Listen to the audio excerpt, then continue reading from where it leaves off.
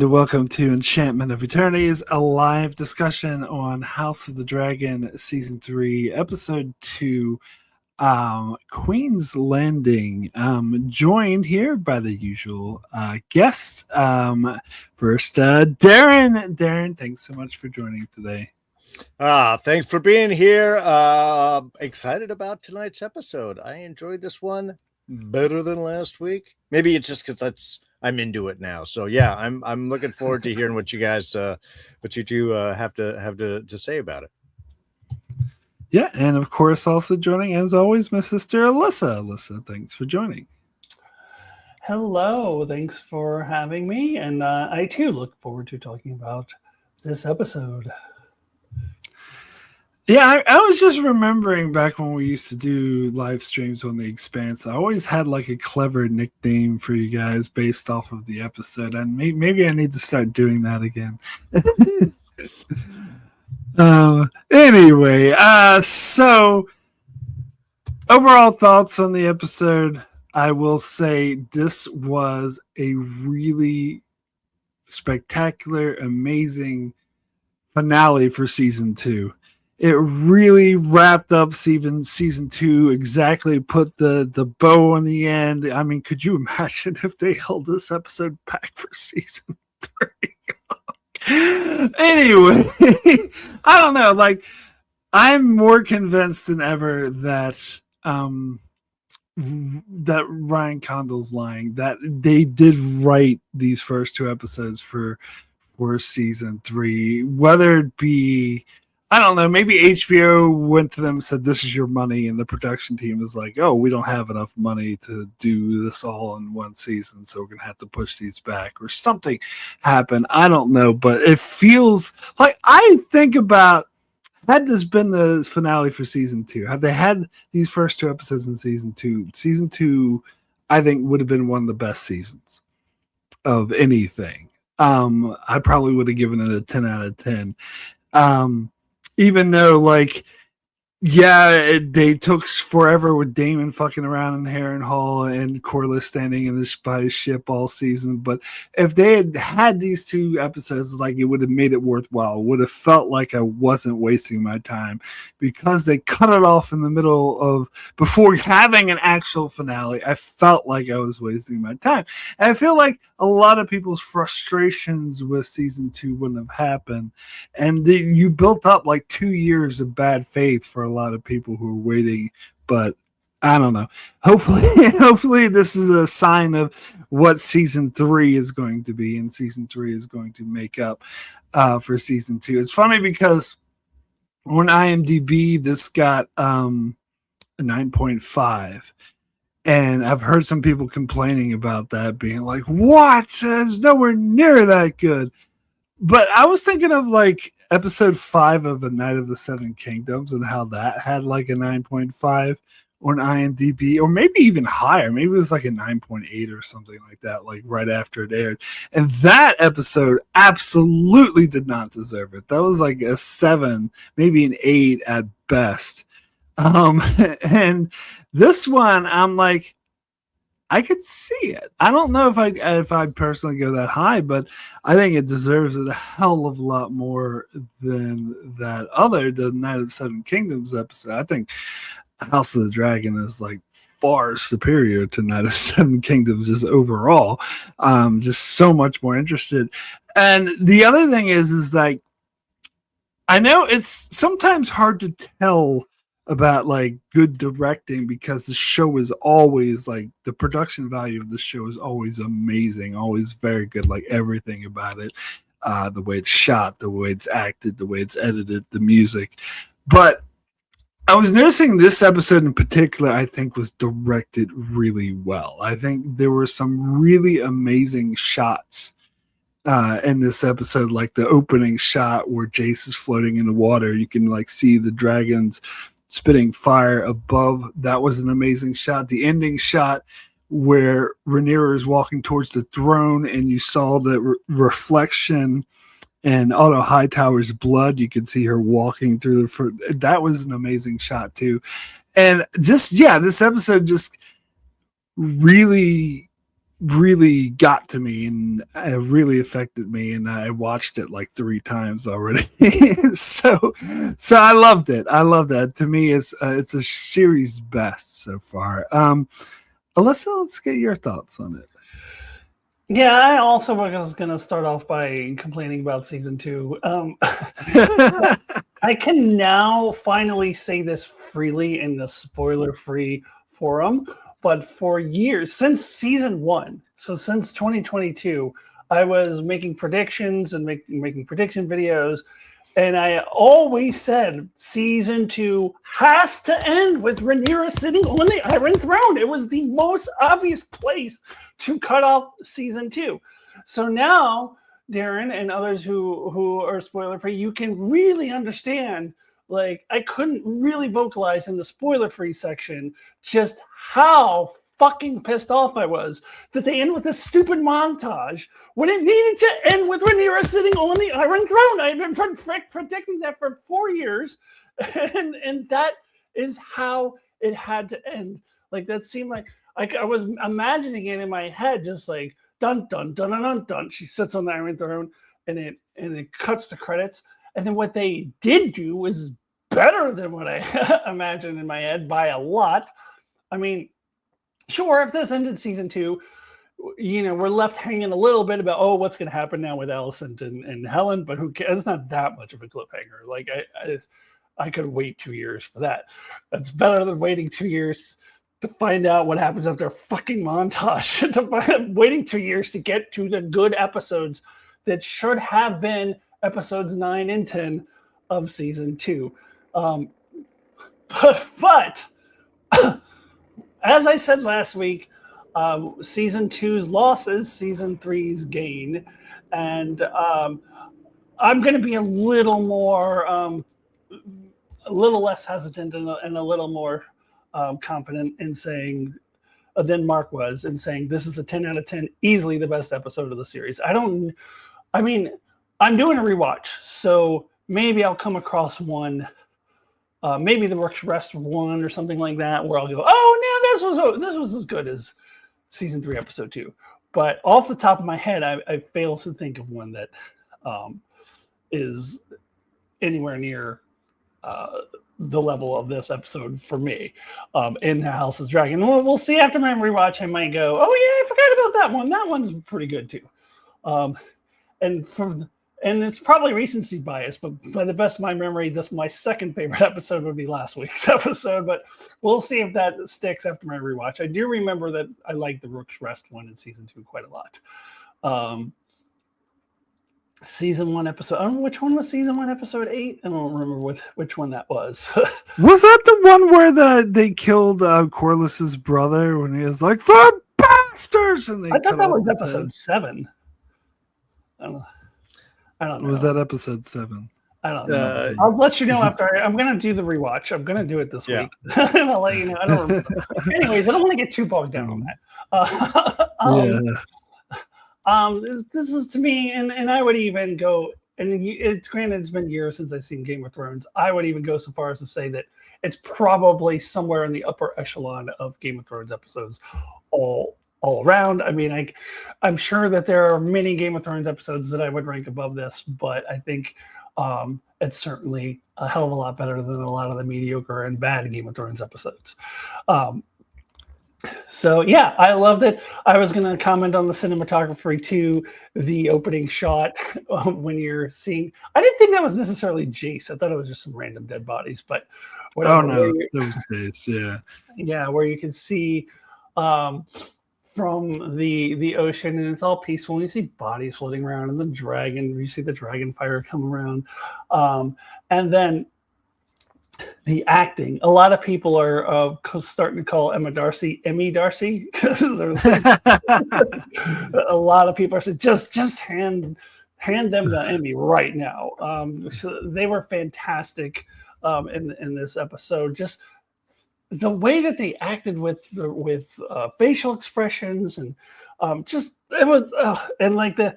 I'm sure we'll get into the particular scene, so I don't want to get too much into it. But that opening scene was just heartbreaking. The acting, the cinematography, Just everything about this episode was just peak Game of Thrones. It should have been the fucking finale of season 2, but it wasn't. Here we are in season 3. So what we have instead is the best two opening episodes of House of Dragon by far. And I don't know. We might be able to think of a season of Game of Thrones that rivals it with the best 2 opening episodes. I don't remember. It's been a while, but certainly it's up there. So I'm wondering if they're going to be able to keep up this pace. I get a little worried now that Aemon is kind of following Daemon's footsteps. We're going to get a season of Aemon tripping now.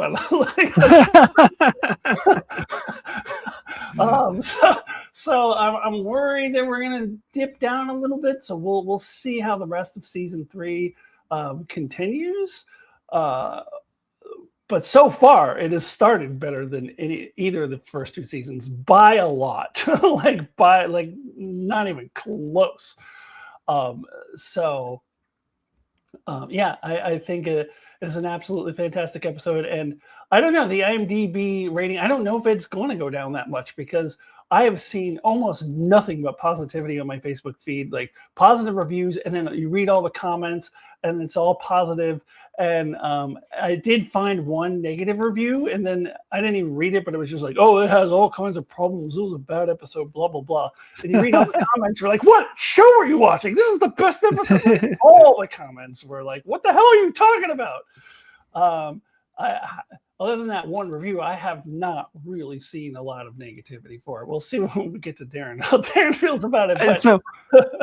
But I have not. So I don't know that it is really going to come down that. And I'm sure 9.5 is pretty high over a sustained period of time. I'm sure that score will come down. But I would anticipate that this will continue to be the highest rated episode of the series, unless something comes along later that tops it. But so I made a comment on one of these videos of the guy was being like super negative about, well, not super negative. He said it was fine. Like it was a good episode, but it was like nowhere near that good. And someone responded to because I was like, well, I disagree. I loved it. But someone responded to me saying, well, anyone who thinks that this is better than this episode 5 of Night of 7 Kingdoms is, what did he say? I think he used the R word or like something like that. And I'm just like, so there's some haters out there. They don't like the same people are just hating Supergirl just simply. Yeah. I don't know. There's going to be haters for everything. I personally have seen just a lot of positive, like a lot more than I saw for last week. And I really liked last week's episode personally, but I see a lot more positivity for this week's episode than last week's. And just even like in the comments, I'm looking at mostly Facebook, but even the comments of other people's posts, like it's all positive. Yeah, and I also say the season 1 episode 8 is the one I was talking about with the guy Kor's brother going, they're bastards. Okay. Yeah. I like that one, but I wouldn't go as far as to say it was one of the best of the show. Yeah. And as far as like a season of Game of Thrones, the first 2 episodes would rival this. The only one I could think of is season 4 because it opened with the one with the Hound going, I'm going to eat every fucking chicken in this room, and then had the purple wedding right after that. So that is the strongest contender. Yeah, that's right. Season 4 will probably be the closest. Yeah, I was trying to think what will happen in season 4. Yeah, but yeah. Anyway, Darrin. I hated this episode. No. I'm totally kidding. No, I really enjoyed this one. I mean, again, I'm being a bit facetious with the Targaryen. And that's really only because, and I understand the whole loss, and she's doing an amazing job. And I get this. I am just looking for a character, and I realize that it's really what I want to see versus what is coming across the screen, because again, the performances are all amazing with this, and I really feel that loss and that hit and the anger and everyone across. It's just one of those things where I feel that she should have kind of steeled a little bit more, even by the end of the episode. she feels kind of like in tears, almost getting up onto the throne. And yes, she's achieved a whole lot out of this. But again, it's just, I realize that my criticism on that is really probably more on me of like what I would like to see versus what the performance is. So I can't, really fault on that. But I thought this episode moved. I loved where it went. Thinking of it as the finale for last season, or these are the last two episodes, these first two. Yes, that totally comes in. It's all I was thinking about at the end of this episode. I'm like, okay, so now what? Because kind of the only reason things can go on right now is somebody does something stupid. And we'll get to criticisms or thoughts or what that is. But yeah, she's achieved the throne. Aemon is down. Aegon is out. The Hightower's lost his head, and effectively the Queen's in custody. It's kind of almost like a wrap up. So maybe doing this at the end of last season, you're right, Alyssa. People would be like, well, that's pretty much it. I don't know what they're going to do next season, because I think that pretty much settles this war. Obviously, we have a whole nother season going on, and I get totally what you mean, because I'm like, okay, well, if these are actually the last two episodes of last season, that means this season really only has, 6 episodes? So they really have to like move forward to be able to get to a point that actually, again, feels like a finale and not like what last season did. And I hope that that's not something that they do is, well, you know what's normally the big battle scene and then the finale in most shows? We're going to actually move those to the next season and cut it off just before then. Montage. I really hope they don't do that. I'm feel afraid with the momentum that I worry about them doing that again. Yeah. We gave you the action at the beginning of the season. At the end of Yeah. there's not a montage. It's like Memento. The story's happening backwards in pacing. I mean, I'm hoping that they don't because of the criticism of season 2, but you're right. If this was the end of season 2 here, I think that season would have been received very differently, despite a little bit of the pacing hiccups that we talked about last week. So I did some research, and it was pretty definitive that it was season 2 was supposed to be 10 episodes, but HBO, the head guy, Discovery guy, cut it back to 8. So that's my hope, that this season was planned better. And plus there was a writer's strike on.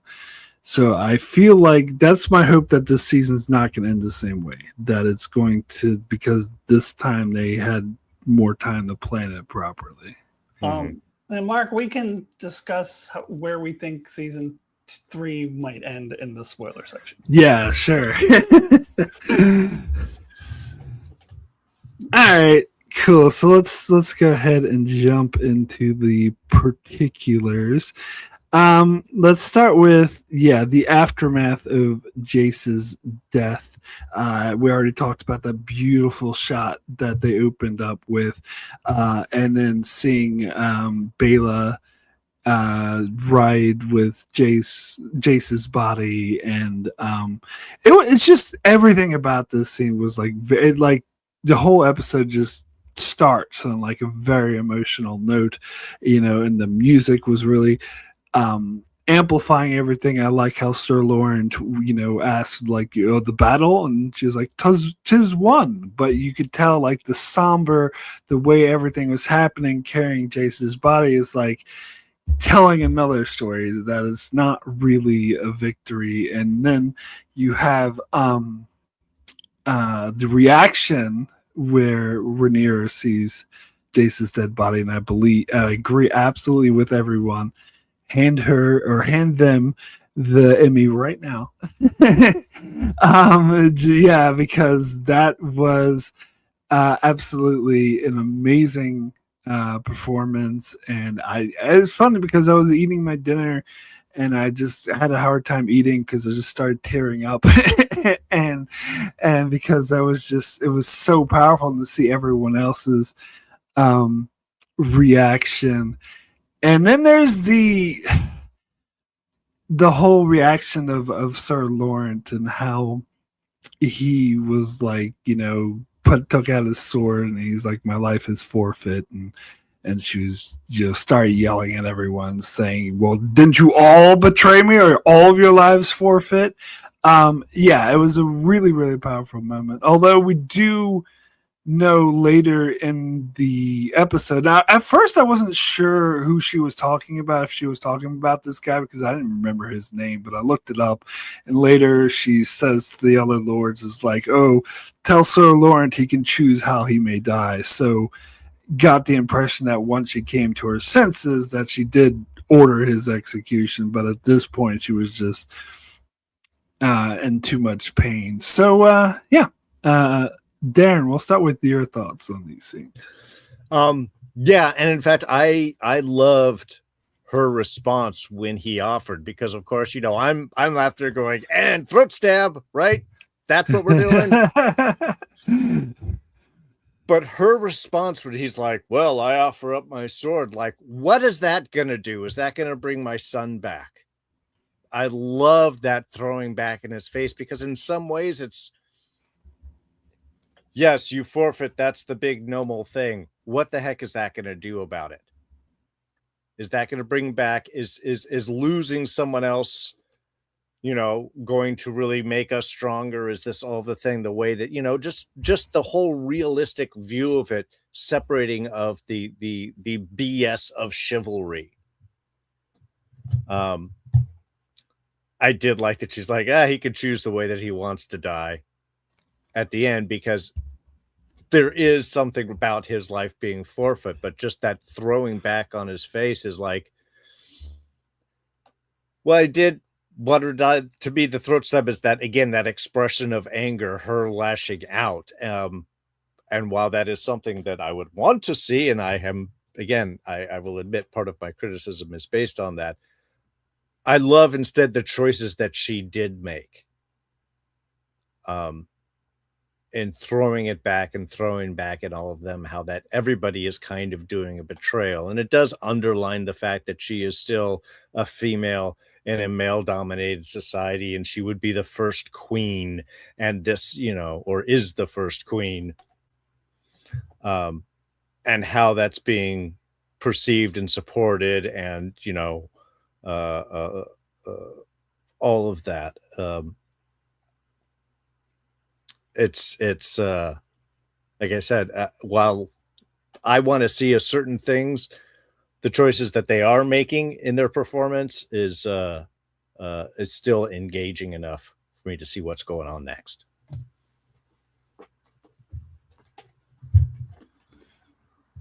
Yeah, I liked how when she first enters the room, she says, "What have you done?" And I think it sounds like everyone else thought this too. We thought she was talking to Sir Laurent and Vale, but it turns out she was talking to Jace's dead body.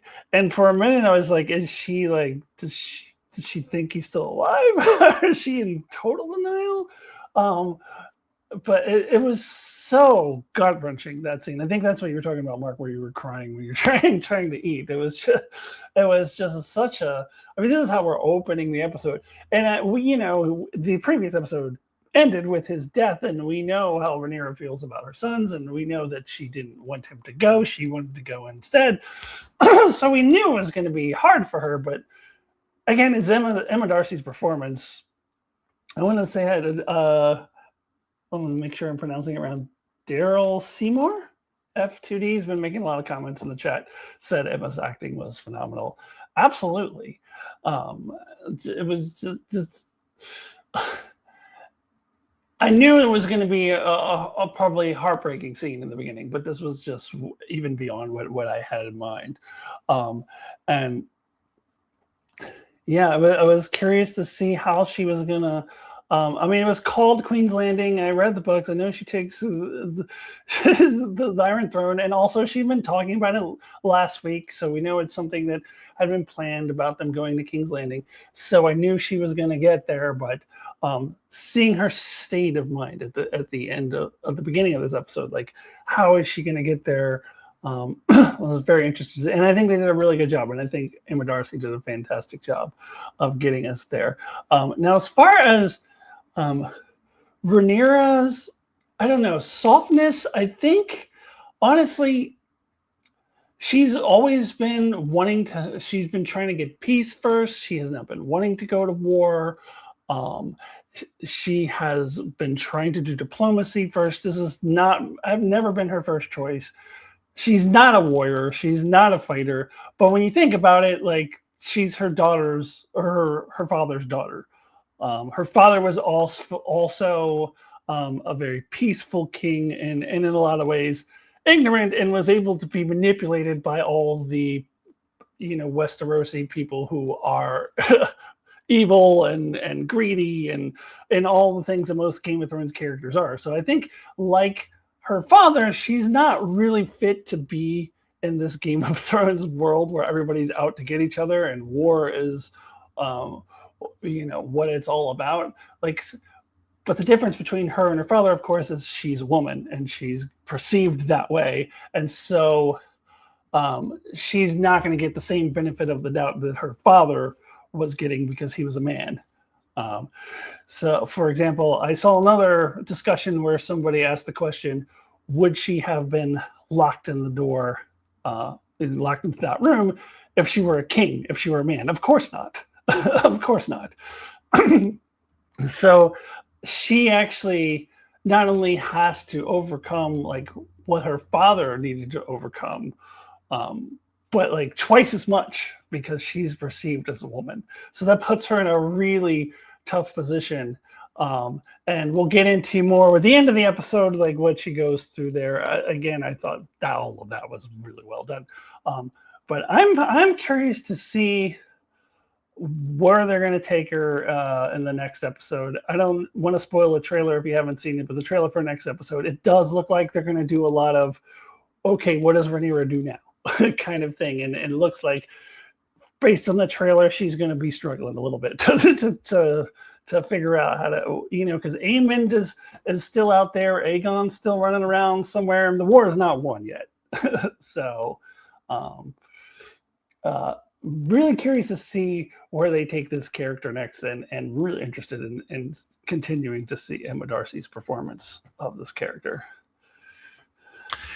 Yeah, the one thing I would say, because that's an interesting comparison to her father, I would say that she, I think, is more cunning than he was and can see through, because you said how easily Viserys is being manipulated by others, is that she, if I remember the earlier seasons, she could see through that. She could see that Otto Hightower was she's the one who told Otto Hightower. I just watched this episode. The Millie Alcock version tells her dad that Otto Hightower is totally playing him. Yeah. I mean, there is that difference, but I think was it in this week's? It might have been in the trailer for next week, where she has a line where she's like, "I want to rule like my father," something like that. So it's true. She does see. She's able to see more of the bullshit than he was. She's not quite as naive as he was, and yet she wants peace. Yes, which is like pretty naive in this particular situation. Like, there's not going to be peace. Yeah. But I also feel like, and we could probably get into this more later, but I feel like Daemon is pulling her more towards violence as well. Yeah. Oh, yeah. He definitely is. Oh, yeah. I think he's the force that's attempting to, if at any point, harden her against, because this is, like you were saying, Alyssa, this is the Game of Thrones, and you have to be hard in order to play against this. And perhaps she is not. I guess, to me, what frustrates me is I feel like some of this arc has already happened, and it's sort of dwelling in there, and perhaps her grief is coming across as a lack of confidence at times for me. And for me, it was just like, I thought we had gotten to that point. So that's the only thing that I'm kind of basing, I guess, my kind of criticism is it's one of those, and it's probably because of some of the pacings for seasons 2 and how things have gotten kind of stretched out, is that, you know, I was thinking that she had gotten further along, even though she'd gotten like, you know, one part, you know, progressing into a hardened king, you know, is a longer process. Because I never really got the impression that she ever got there. I guess this is where I'm looking at it a little differently. So to me, it's still a continuation. Like it's still a straight line continuation of her. Sure. She could definitely. There's definitely a change by the end of this episode. I'm really curious to see what that's going to look like moving forward. Yeah, exactly. We'll Mark and I we'll talk about it in the spoiler section, but they definitely are taking this character as well as Alicent in a different direction than the way they were written in the books. Yeah, and I like it. Yeah, absolutely. So I don't know exactly what how this character is going to react moving forward. So I'm very curious to see. All right, so let's go ahead and move over to Rhaenyra arriving in the Vale, and we are now completely off book because they put her character with someone else, and so I have no idea where they're going with this. And this surprised me. This was I did not expect this. I expected her to return to Dragonstone and admit and be like and submit herself to Queen Rhaenyra, but the fact that she's like, oh, I want to hide, like she's just making it worse. Like it's just showing how she's letting her fear control her again. And I was interested because when she said like no one saw me, I was like, wait, I thought someone saw her, but then I was thinking about it. I think it was just Jace, and he's dead before he could tell anyone. Oh, I had thought Vale saw her too. Yeah, I was thinking that too, but I think like in the previously on that they did, they specifically do a thing where I think Bela calls out her name. She did call out her name. Yeah, I believe so. I thought it was Bela calling out for Jace. I remember seeing that in the previous song. Okay. I'll have to watch it again, but I'm pretty sure like the way this episode in particular was playing, it was acting like she had no idea. Well, she might not have known that she was seen. Yeah. But again, maybe but I think like Bela in this episode was acting like she didn't know. I don't know. Well, it never really came up with Bela though, did it? Yeah.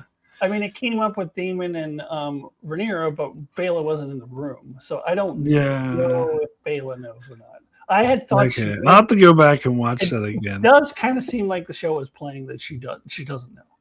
Yeah, because I do remember in the battle, like Jace said, "Oh, it's Rhaenyra," and so he had to turn around, but that was Jace. I don't remember Bela actually seeing her. Yeah. Okay. But anyway, so she shows up in the Vale wanting asylum, and of course Lady Jane was like very like, you know, fuck off, sort of don't bring your shit to my house. And then she was like, nice callback to how Lady Jane was pissed off that Rhaenyra didn't give her a dragon. She wanted a dragon for protection because in the Vale they're protected from all armies but not dragons. And so, yeah, she played the right card of, well, do you want a dragon or not? So it's interesting. And I can kind of see how they might bleed her story in with the book character who rode Sheepstealer a little bit. But things are definitely going to be different. And I'm really curious to see where it's going. But, yeah, I do kind of feel like she's making things worse. And plus we hear from Rhaenyra's dialogue later on that she's like assumes there's someone on the greens is riding Sheepstealer, and so I feel like this is going to be touched on again. I'm not really like, my initial reaction is like, Are they like? I don't care if they change the books. There's a lot of book changes that I love or don't mind. But this one, and I don't mind because we talked about this last week. I don't mind the fact that they didn't have, the Nettles who wrote Sheep Stealer in the books. I don't mind them changing out to Rhaenyra. That doesn't bother me at all. But didn't expect them to go this direction with Rhaenyra. But I feel like, and I think I kind of said this last week too, a lot is dependent on what they do with it going forward. Like if they do something really good with it going forward, then they might be able to, they will be able to sell me on it. But I think they need to sort of justify this direction that they're going in. Alyssa, we'll start with you on this. Yeah, I'm curious because Rhaenyra charged Daemon with finding this writer, and it seems like he's not going to do that right away, but eventually that's going to be his charge to go find who's writing Sheep Stealer, and it's his daughter. So what's going to happen when Daemon finds it as his own daughter? So I'm really curious where they're taking this. I'm going to reserve judgment until I see where this is going. I actually, speaking of changes from the book, there's one from last season that actually bothers me even more than putting Rhaenyra on Sheep Stealer. Was that Rhaenyra just, it was like Jane Eyre. Jane Eyre was, asking for dragons to protect her. In the book, she just gave her fucking dragons. But in the show, like, here's little baby dragons. And like, I don't know. I thought that was a little fucked up. Like, I don't know. Like, I think she should have just given her like an actual dragon, like they did in the book. But it doesn't bother me that much. It's fine. But then it does then turn into Rhaenyra's argument for being able to stay in the Vale. And she's like, look, I don't want to see you just ride around your dragon and get out of here or whatever.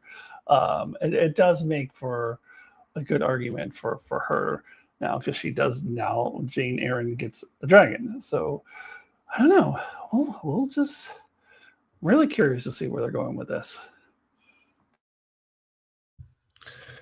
Yeah, this was funny because watching this, part of me was thinking like, all right, this was supposed to be a different character in the book. And it's interesting because not knowing how the book happened, fleeing back to the Vale kind of made sense. Because if you're just like some peasant that got on top of a dragon and then it's like, oh, there's a battle, and then you get involved and then you kill somebody important, if you know exactly who it is, if they're on a dragon, they're important, that you would flee back to the Vale and try and hide out.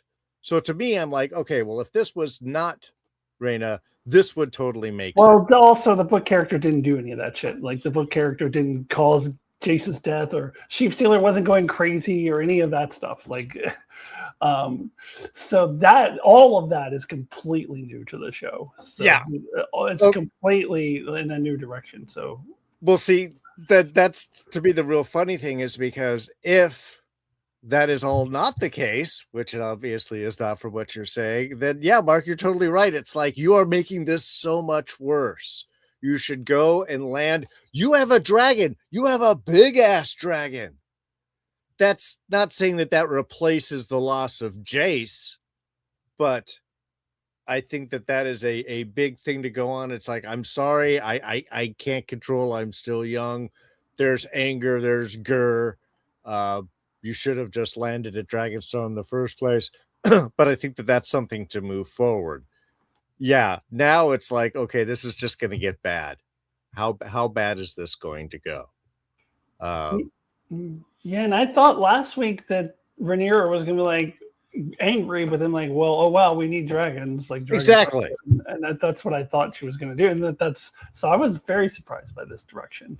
Yeah. So it's interesting. Just again, not knowing what had happened in the books, thinking of what might have happened in the books, sort of gives some sense to this. But outside of that, if this is not some peasant who's scared that they just killed somebody really important and is going to have other dragons coming after them. I don't see why she would be this fearful. Yeah. No, they do it because so the show could happen. Okay, never mind. I got it. I mean, and part of it though is that she was supposed to go with Rhaenyra's sons, and that's another way that she kind of fucked up.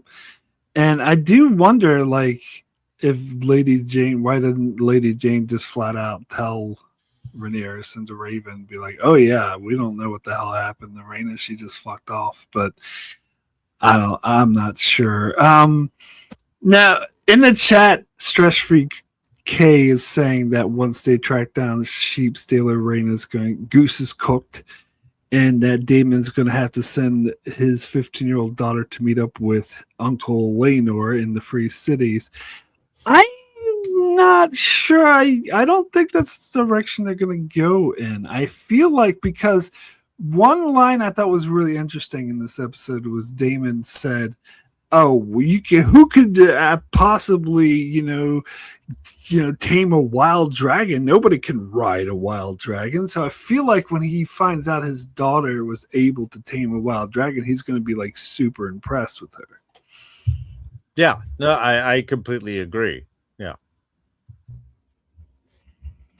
Anyway, let's go ahead and move over to Aegon and Larys.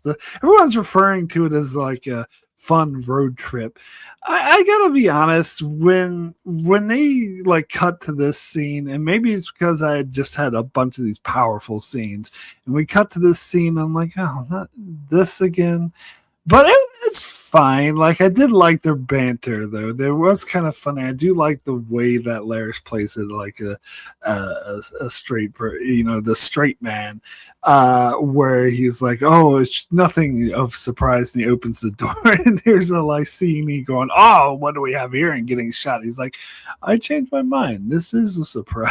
Like, and just the way he's calm about it, and so it is kind of interesting, and I kind of suspected that something like this would happen. But it's interesting that Aegon is insistent on returning to Rook's Rest, where Larys wants to go. I think Duskendale, he wants to go somewhere to a port to get to the Free Cities.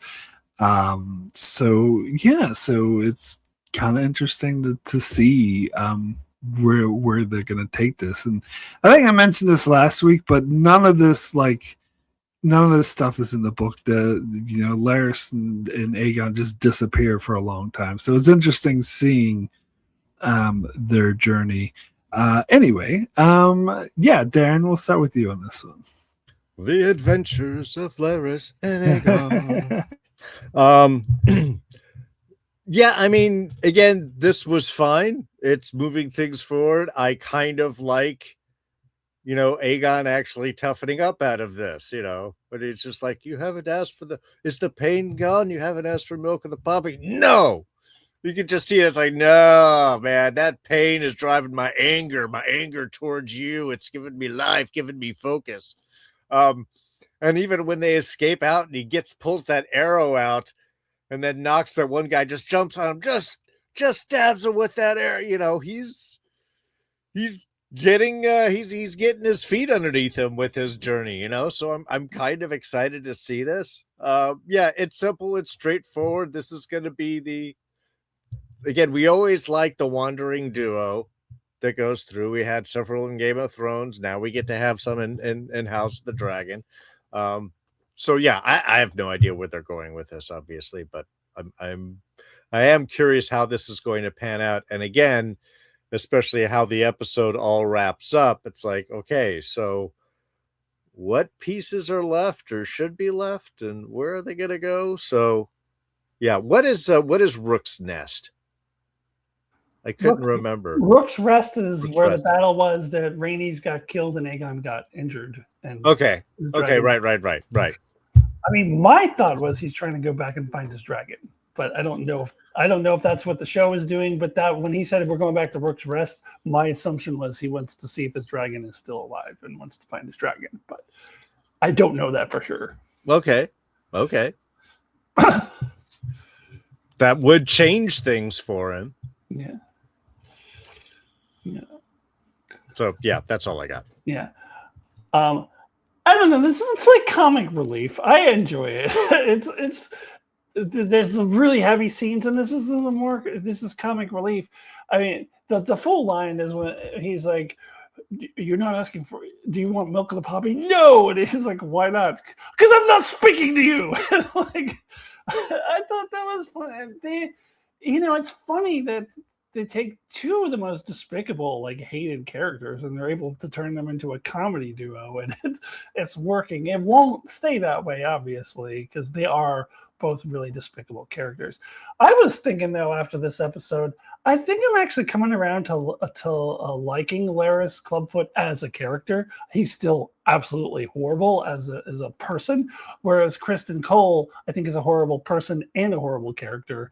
I used to think that about Larys. I'm coming around to him a little bit as a character. He's still a horrible person, but especially with the reveal at the end where we see he's been playing both sides, which is, I do find that really interesting. So yeah, I'm actually really curious to see where they're taking this. My guess is Aegon's going back to try to find Sunfire, but I don't know. So I guess we'll see. And they tend to they have been just having them like one or two scenes here and there. They haven't been dominating the landscape. Somebody said I would gladly watch a whole episode of these two. I wouldn't go that far. I don't think I would want a whole episode that featured these two, but I like that they're slipping in a little scene here and there through the first couple episodes. And if that's what they're going to do, have a scene or two of them every episode, I'm okay with it. I find it to be good comic relief so far. Yeah, I much prefer it to having them disappear for an entire season. Yeah, I never thought that they would just take that actor off of the show. Both of those actors. Like I figured they would have them do something, but and doing, like you said, small little scenes going through it really to offset whatever emotional bits going on in the rest of the episode. I think sparing would be the best use of this particular journey. Yeah. Yes. Yeah. Unless, of course, again, they come up with something interesting, and I would love to be surprised. Yeah. All right, so let's move over to the Riverlands, where we see Daemon and the Riverlands armies and the Winter Wolves just drinking and celebrating and singing a song about the fish feed. So I think this is saying that another battle happened off screen. Yeah, they also call Fish Feed is the name of the lake. Name of the battle, yes. Well, it's the nickname for the battle by the lake shore, and they also do call it the battle by the lake shore. They call it both of those things. So yeah, it's a battle that happens off screen. Yeah, so because the last week one was the Red Fork, and this one is the Fish Feed battle. Which I gathered because I was just reading about that in the books about how it was supposed to be. I think, if I remember correctly, they said it was the bloodiest battle in the entire war. Which is interesting that it happens off screen, but it's nicknamed Fish Feed because it happens by the lake and all the bodies are floating in the water, so the fish are eating them.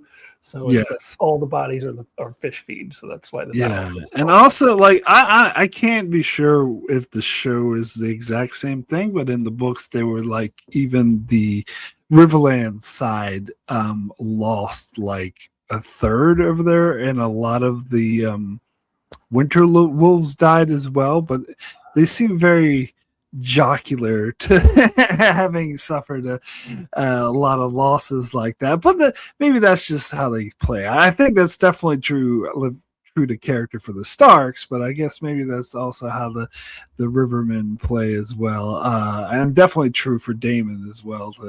But yeah, I don't. Again, I do not mind this happening off screen. Because it's not like in the books that they focus a lot of attention to these battles in the Riverlands. And I had always assumed, in fact, I think I talked about this in spoiler sections of the previous seasons, how I assumed that they would kind of gloss over this in the show because it's not really that important. There weren't any main characters, but they're putting Daemon there, but in the books he wasn't. Even Daemon wasn't there. It didn't have any like real main characters, so I assumed that we would not like focus that much time. So I do enjoy these scenes. I enjoy them seeing dancing, and they also introduce a character. I think her name's Alicent, is known as Black Alley. One of the Blackwoods. You see her singing, and I saw in the trailer, so I feel like she's going to. And I watch other videos, and people are like, "Oh, she's going to be a really important character." And I think I remember her from the books. I do wonder. And it's funny. I don't know why, but every time I see her character in the show, I think of Drummer from The Expanse. I think, oh, this is the, the version of Drummer. But yeah, so I'm curious like how much she's going to play in the show. I hope she's not just going to be a background character who sings occasionally. She's supposed to be a really good archer, apparently. But yeah, so all that was interesting, and Daemon, I do like how it's funny because I was watching a review that said when Daemon received Simon Strong showed up and gave him the note, he was they're almost expecting Daemon to beat the shit out of him like he did the other messengers in season 1. But I wouldn't think that, but I was curious about how he would react to it, and I was worried that he would be an asshole, not beat the shit out of Simon, but just be an asshole about it. And I liked that they didn't go that way. I liked it showed his character change from having all those dumbass visions in the previous season. That shows that he's sort of more devoted to Rhaenyra, and I like how he just like jumps into action. It's like, all right, we're going to King's Landing. So that was very exciting. And then you also get the scene with him and Alice Rivers. Yeah, it is Daemon. I don't know. He seems to be pissing off people that are helping him, and that this will come up again later in the show, which I don't think it's true to his character 100%, but it's in universe is not a very smart thing to do. I mean, he's not that like much of an asshole to her, but still he just completely brushes her off when she asks for Harrenhal, which is how like these highborn characters would behave. So it's again definitely true to his character, but it does feel like it might be something that might bite him in the ass later, especially where we see where her scene ends in this episode. But yeah, so Alyssa, we'll start with you on this one. Yeah, I mean, you could have at least placated her. Like, yeah, of course. I'll talk to Rhaenyra right away. That's the first thing I'll talk about when I get back to Dragonstone. Of course, yeah. Although I don't think she would have bought it at all. But she's a witch. She sees through that shit. But I don't know. Yeah, it's true to character, and it makes sense. And that's how the High Lords of Westeros behave. Like, you don't have a name or a title. You can get a castle. Like, but yeah, it we'll see. It may come back to bite him in the ass. She's shown herself to be pretty formidable. So not really to be trifled with. But getting backtracking to the battle that they just kind of glossed over, and I had heard book readers like, oh, they better have the Battle of the Lakeshore.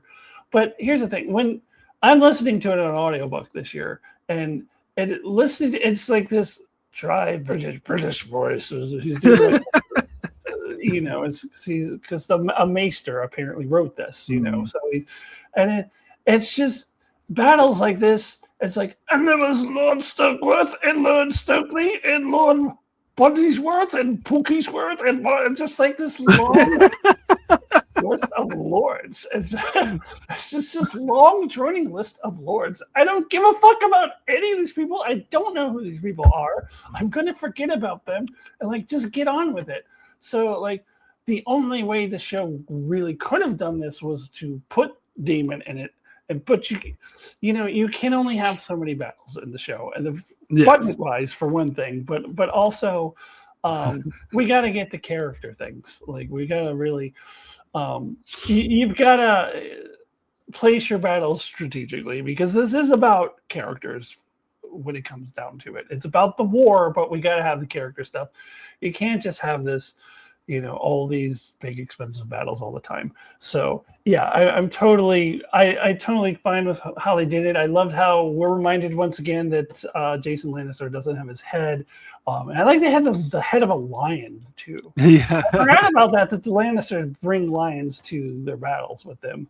Because at first it was like, wait, where's this lion coming from? But the Lannisters actually brought lions to the battles with them. In the previous episode, when they showed the tail end of the battle, they did show a bunch of dudes like hacking up this lion. Oh yeah, okay, yeah. No, I like that Jason Lannister's head and the lion's head on the and then they're just celebrating. As for that character, Black Alice, in the story, I don't think she actually does that much in the book in this part of the story. I think that I heard she like. In the future is Cregan Stark's second wife, and I think she does more stuff after this. So I did see that I did see her in the the pre-season materials that it seems like this character is going to play a role. So I think they are going to give her stuff to do in this season, and a drummer, yeah, it's like drummer, but yeah. So I don't know. We'll see. She's actually going to take Rhaena's storyline in this, while Rhaena's taking the other character. Yeah, they're doing a big switch around. No, it's unfortunate. Hey, look, maybe a lot of them died. Why are they singing? They're just thrilled to be alive. Okay, that's what's given them the powers to their voices. Honestly, this was one of my favorite scenes. When Daemon gets that little note and the fact that he reacts in a so much more thoughtful way. Yeah, it really shows that there's character change, but it's just, I don't know. I think this is something also Matt Smith just does very well. You can tell to me, when characters are doing very subtle things, that often speaks more than when they do larger things. And just his reaction, where you can see the weight hit him and what that means and what that's going to mean to Rhaenyra, and now what he has to do. It's like you could see that whole shift, and he doesn't dump it on the men. He's like, all right, so we're going to go up, we're going to meet. I have to go do a thing, guys, and I'm going to meet you there, and we're all in this together. It is a much more, I wouldn't say humble, but someone who is definitely much more of like a leader to their men, almost kind of like Corlys is with his crew type kind of thing, where when you're in the muck with it, they're one with you, and he's not so much above them in this. Obviously, with the scene with River afterwards, with Alice Rivers, he kind of becomes a little bit more of his arrogant self, but I didn't actually see that so much as a spite, as talking about just how things are. And I also didn't feel that he left it as a completely shut down idea, which is why when things end up where they do, maybe I'm seeing things slightly different than other people are. But to me, this was, again, this really was not a cruel attack, but a statement of just, again, how the situation is. And, if you don't have a name, if you don't have a title, how do you get a castle? But I also don't feel that he had completely shut her down with that either. So I felt that there was still kind of a door open, maybe more than other people saw. Well, I feel like Daemon wasn't too harsh about it, but her response made it clear that she wasn't having it. She like made it clear it's like you're throwing me rubies when I want food. Like she's basically saying, yeah, no, fuck off, I'm done with you if you're not going to give me what I want. So I feel like if she closed the door on his offer. Well, again, we will certainly find out. And it kind of only has to go one way, sadly, but yeah, we'll get to that part. All right, so let's get to the Velaryon reunion. We get a lot of scenes with Alan looking for Corlys, and then we see Adam above looking for Corlys, and then Bela comes. And I like this little conversation between Bela and Adam, and how she tries to explain why Corlys had snubbed him as a father, and tried to talk about what he's like, and that was really good. I did really enjoy that scene. If I had one complaint though about the end of season 2 and the start of this season, is that we didn't get enough of the Dragon Seed writers, like Adam in particular. Like I would have liked to see more scenes with them. Yeah, Ulf and Hugh as well. But like, because she mentions, oh yeah, Adam told me, about your parentage, and I was like, well, I would have liked to have seen that. I would have liked to have seen Bela interact with Adam more. And so that's my one complaint. Also, the whole fact with the Dragon Seed showing up in the battle of the Gullet, like we don't really see that either. And I was kind of disappointed in that, and I wanted that to be acknowledged more, and maybe did they really make a difference in the battle, or did they just show up to do cleanup or whatever? Like, to me, I wanted more information about that. But those complaints aside, I do think that this was a really good, like, I don't know, I didn't really need all the scenes with them looking for Corlys, but it didn't take that long. And once they found him, that was like quite powerful, where he says, the only thing I have left to give you is my name. And Alan's like, this is another really touching moment where his response was, that's worth more to me than the mountain of gold. And I think this is earned, because at the end of last season, he outright rejected Corlys. It's like, oh, fuck you, you're trying to make... But I think it's earned with the previous episode, their conversation, and then the battle, and then, him screaming, Father, when he was about to die and stuff like that. So it feels like they earned this reconciliation. And so I've heard people talk about, well, he can't really legitimize them himself. He needs permission from the queen. And I don't know if that's going to, like, they're going to show that in the show. I could see the show just, like, assuming that permission was given off screen, and just all of a sudden now they have the name. Or they could make it a thing. They could have a scene with him asking Rhaenyra. But either way, I don't think Rhaenyra would deny him, because she needs him and she needs to keep him happy. And so I don't think it would be like a thing. Anyway, Alyssa, we'll start with you on this. Yeah, I did want to say, as far as the Dragon Seeds fighting in the battle, we do see them at the very beginning of the episode of that scene. Yes. It starts from under the water. We see we don't see them, but we see there's like 3 or 4 dragons flying around. Yes. It's like, oh, it must be them. So no, yeah, I definitely noticed that, but I just wanted more of an explanation. Yeah. Yeah, no, I really liked these scenes too. I liked the conversation between Bela and Alan, and I like seeing all these characters together. And so there's a line that Corlys had in the book, and I just recently listened to it, where he says, "If this is victory, I hope I should never see another." And I was like, they gotta have that in the show, and they did. And they had that exact line in the show. That I can never remember the name of the guy who plays Corlys, but he's fantastic. I really, I really like his performance in this show, even if they did waste him standing around talking at the docks for most of last season. But like, I was picturing it, this actor like delivering that line. I'm like, they have to have that line. It's a good line, and yeah, just goes, and you see, Driftmark in the background, smoke coming out of it, and just the desolate. Again, at the beginning, you talked about, Mark, when Bela comes in and goes. And the Sir Lawrence says, "The battle?" She goes, "It is won." But just that dreary feeling of this pirate victory, that it's technically they won the battle, but it is not much of a victory and all the consequences. And seeing that in these characters' faces.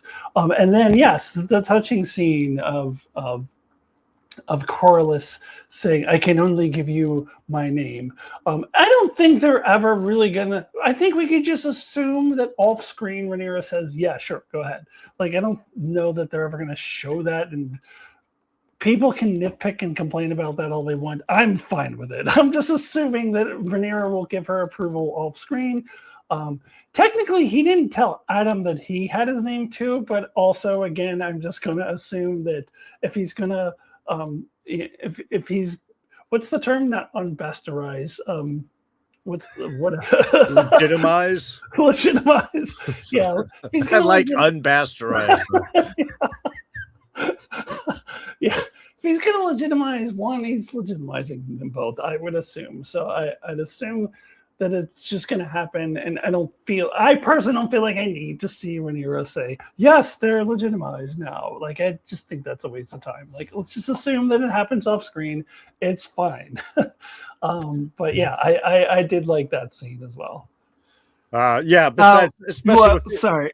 Oh, go I'll ahead. just jump in. I don't need to see it, but I could see if if it's important for the story, if they deem it like an important character beat for Rhaenyra, then I'd be okay with it. But I don't necessarily. I'd be okay if they just skipped over it and went straight to it happened off screen, whatever. Yeah. And yeah, you have to do them both. The other one's a dragon rider. You might as well just get that all covered and cleared up. But yeah, no, they don't have time for that. They only got 6 more episodes in order to wrap up the season. When Bolton did it, he just like gave him a scroll and said, "You're legitimate. You're my son now." I don't remember him ever having a conversation. Well, the scroll came. There was like a thing came from King's Landing. I think it was actually Tywin Lannister who approved it. Yeah, it was. But I think Tommen was the king at the time. Yeah, but yeah, it was yeah. So I think Tywin Lannister on behalf of the king, and I think that's what that scroll was that they had. Yeah. He had gotten permission. Sure, yeah. So we could have a scroll scene if they feel that it needs to be. But no, I mean, I would hope that there is other stuff to spend time telling story than needing to make that an important subplot. But no, I mean, otherwise, yeah, this I don't really have that much to add. This was all great. I do think that conversation with Bella did soften Alan up. So when Corlys offered his name, that final step had already been made. Even though he was searching for father, you could tell with that conversation with Bela, there was still a little bit of like, and then she made comments about, how he was when he was younger. And he's like, yeah, that's the side that I see of him. And, I thought that was a really nice scene to catch. And then to have that whole scene with Corlys and giving him his name.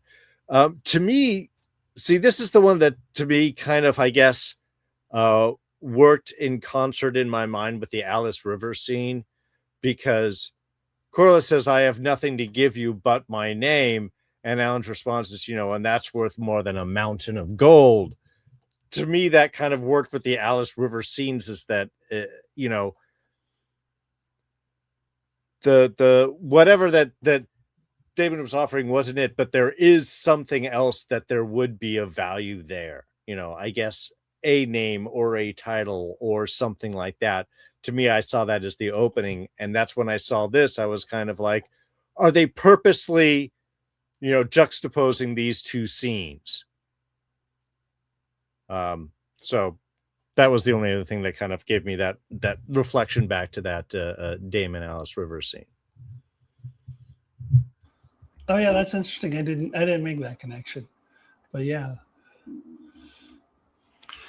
All right, so so we'll move over to Daemon arriving back in Dragonstone. I want to talk about Ulf and Hugh separately, so we'll get to them later.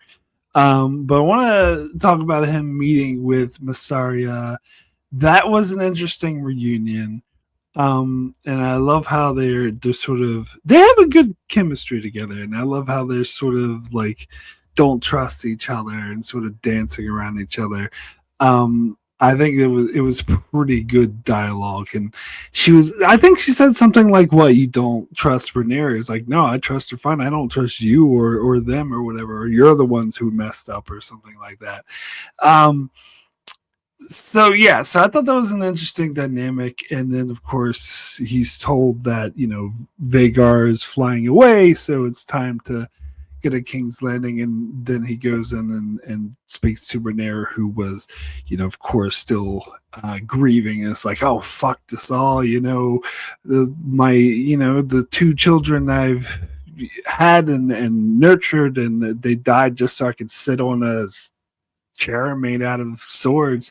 But then he's like, don't let them die in vain, and then brings up the whole Song of Ice and Fire thing, which and in season 1 I was very like, really, why are you bringing this up? Why do you have to remind us of how terribly Game of Thrones ended? But I've kind of gotten used to it now that that's a major motivation. I still feel like iffy about that, but prophecies has always played a major part in this world, of Song of Ice and Fire. So it kind of goes along with it, and so I'm willing to roll with it, and I think it is like sort of the motivation. Also, it shows because before Daemon was like very rejecting of this whole prophecy and being like, oh, I don't give a shit, my brother was just crazy and stupid. But after his experiences with his visions, now he's come a long way, and now is all for it. And I like how that changes the dynamic, and he's able to like shake Rhaenyra out of her grief to want to do something.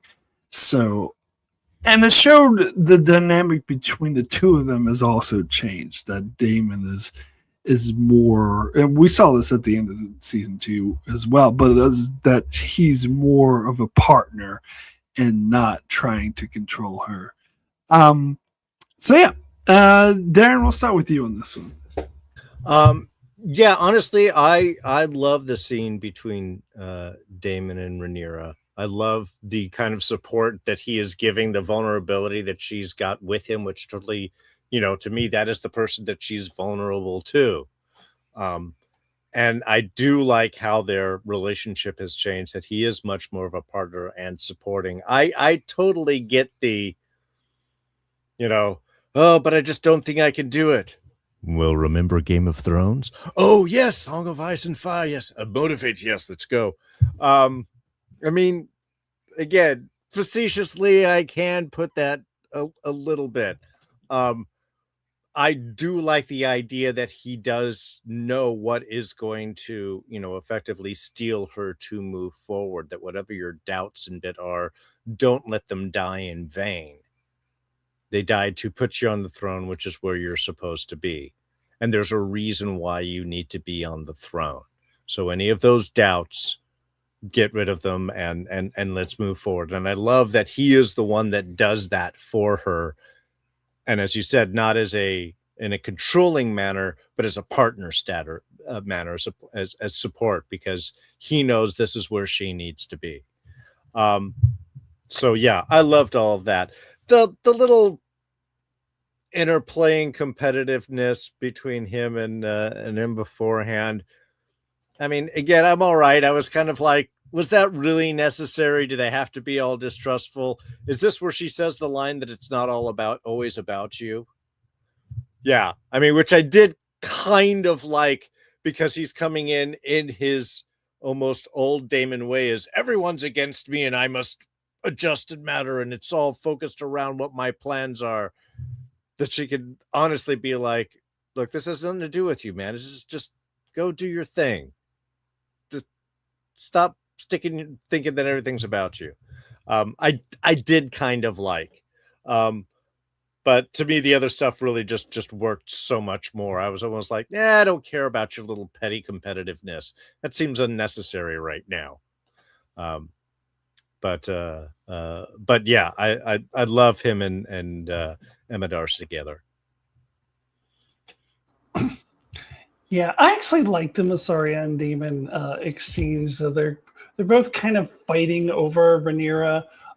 We saw last season that Mysaria has a little bit more affection for Rhaenyra, but I don't think it's all about that either. I do think Mysaria has always been one who's for the common people, and she's been. I mean, she's another one who's going to be more towards the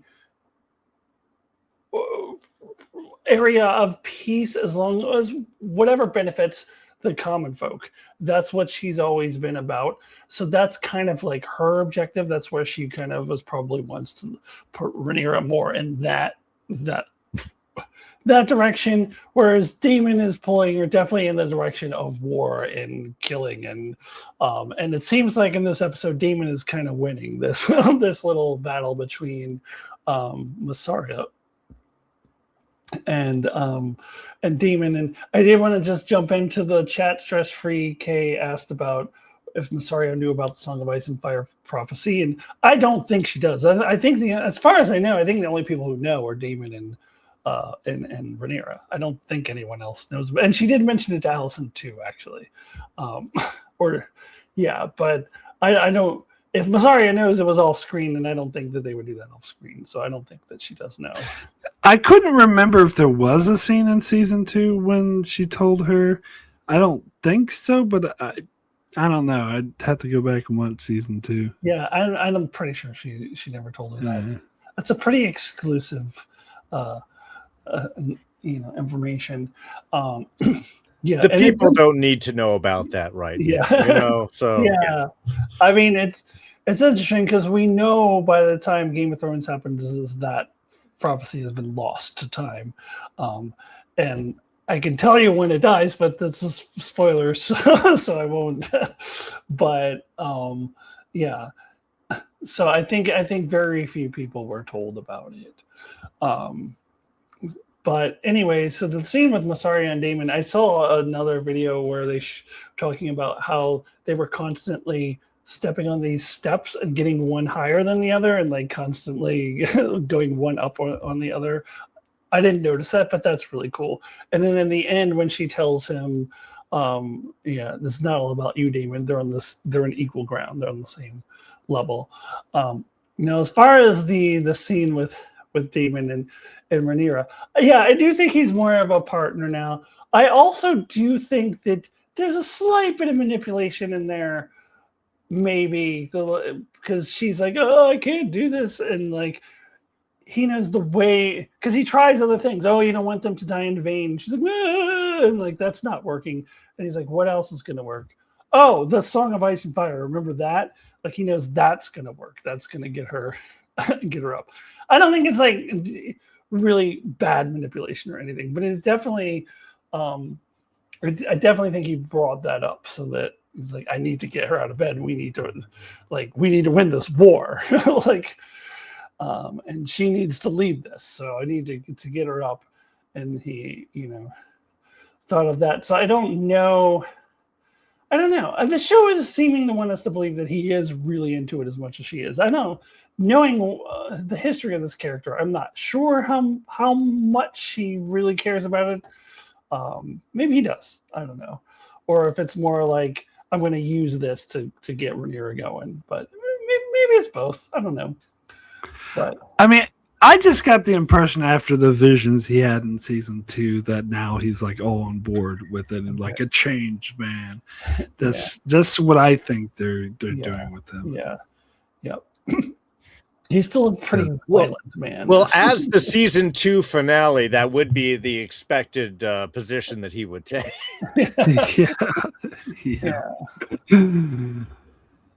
All right. So let's move over to Alicent wandering around King's Landing trying to get everyone to stand down, put everything in motion. And again, this is continuing from what her storyline in the previous episode, which is like good. It shows that she's regained her confidence. She's showing agency. She's able to try to manipulate the situation. And I do like this. And this is, as I think I mentioned this before, but this is another thing a lot of book readers are complaining about. That's this major change from the books, because in the books she was like very, like throughout the whole thing, very steadfast, like fuck Rhaenyra, we need Team Green all the way, and we definitely, and she was like desperately trying to stop Rhaenyra from taking King's Landing.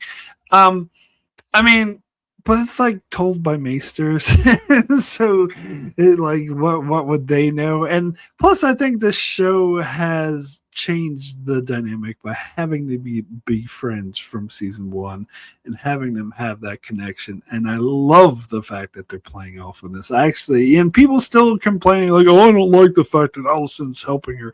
I do. I think it's a really good change from the book. And I think it makes it way more interesting.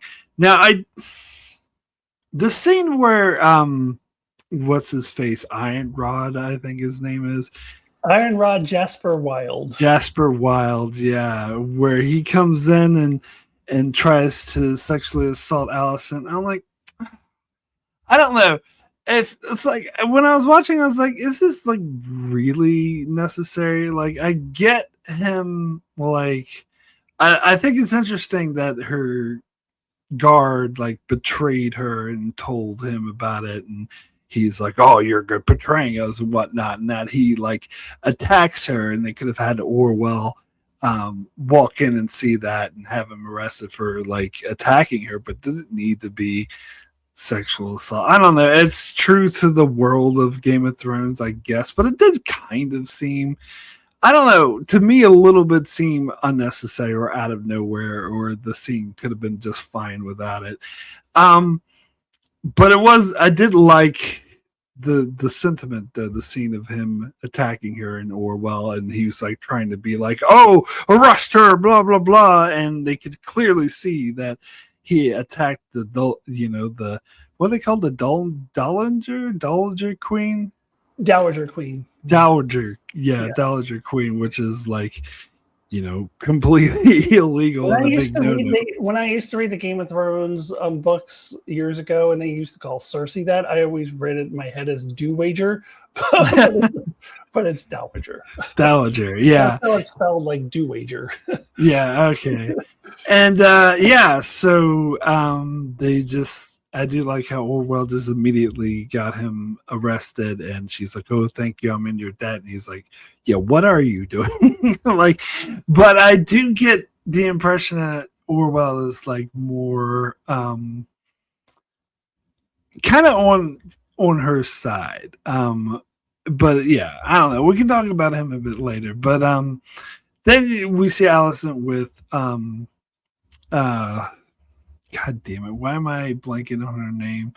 Helaena. Yes, Helaena, and because she's technically the queen, and going to talk to people with the big, scorpion things down and saying "stand down." And I like how she's just like Helaena is there, is just like, "Oh yes, don't hurt the beast. Her sons were always nice to me," and just being aloof. You can tell that like the guard guy is like, "Yeah, sure," or whatever. But Alicent kind of lays it out like point by point. It's like, look, she's got a shitload of dragons. We're not, the Vhagar ran away, Aegon ran away. Would you rather just die in Dragonfire, or can we just resolve this peacefully? And I do like that again, this is her showing her agency and her power. And they kind of ended the scene with you didn't know which way he would go, but I think it was obvious which way he was going to go. But anyway, Alyssa, we'll start with you on this stuff. Yeah, I mean, I didn't think these scenes were particularly interesting, but they were necessary. As far as the Jasper Wilde sexually assaulting her, I mean, at least it wasn't as graphic as it used to be in Game of Thrones. That's true. They've toned it down a little bit. Where I mean, like the rape scenes in Game of Thrones were just like over the top. So at least.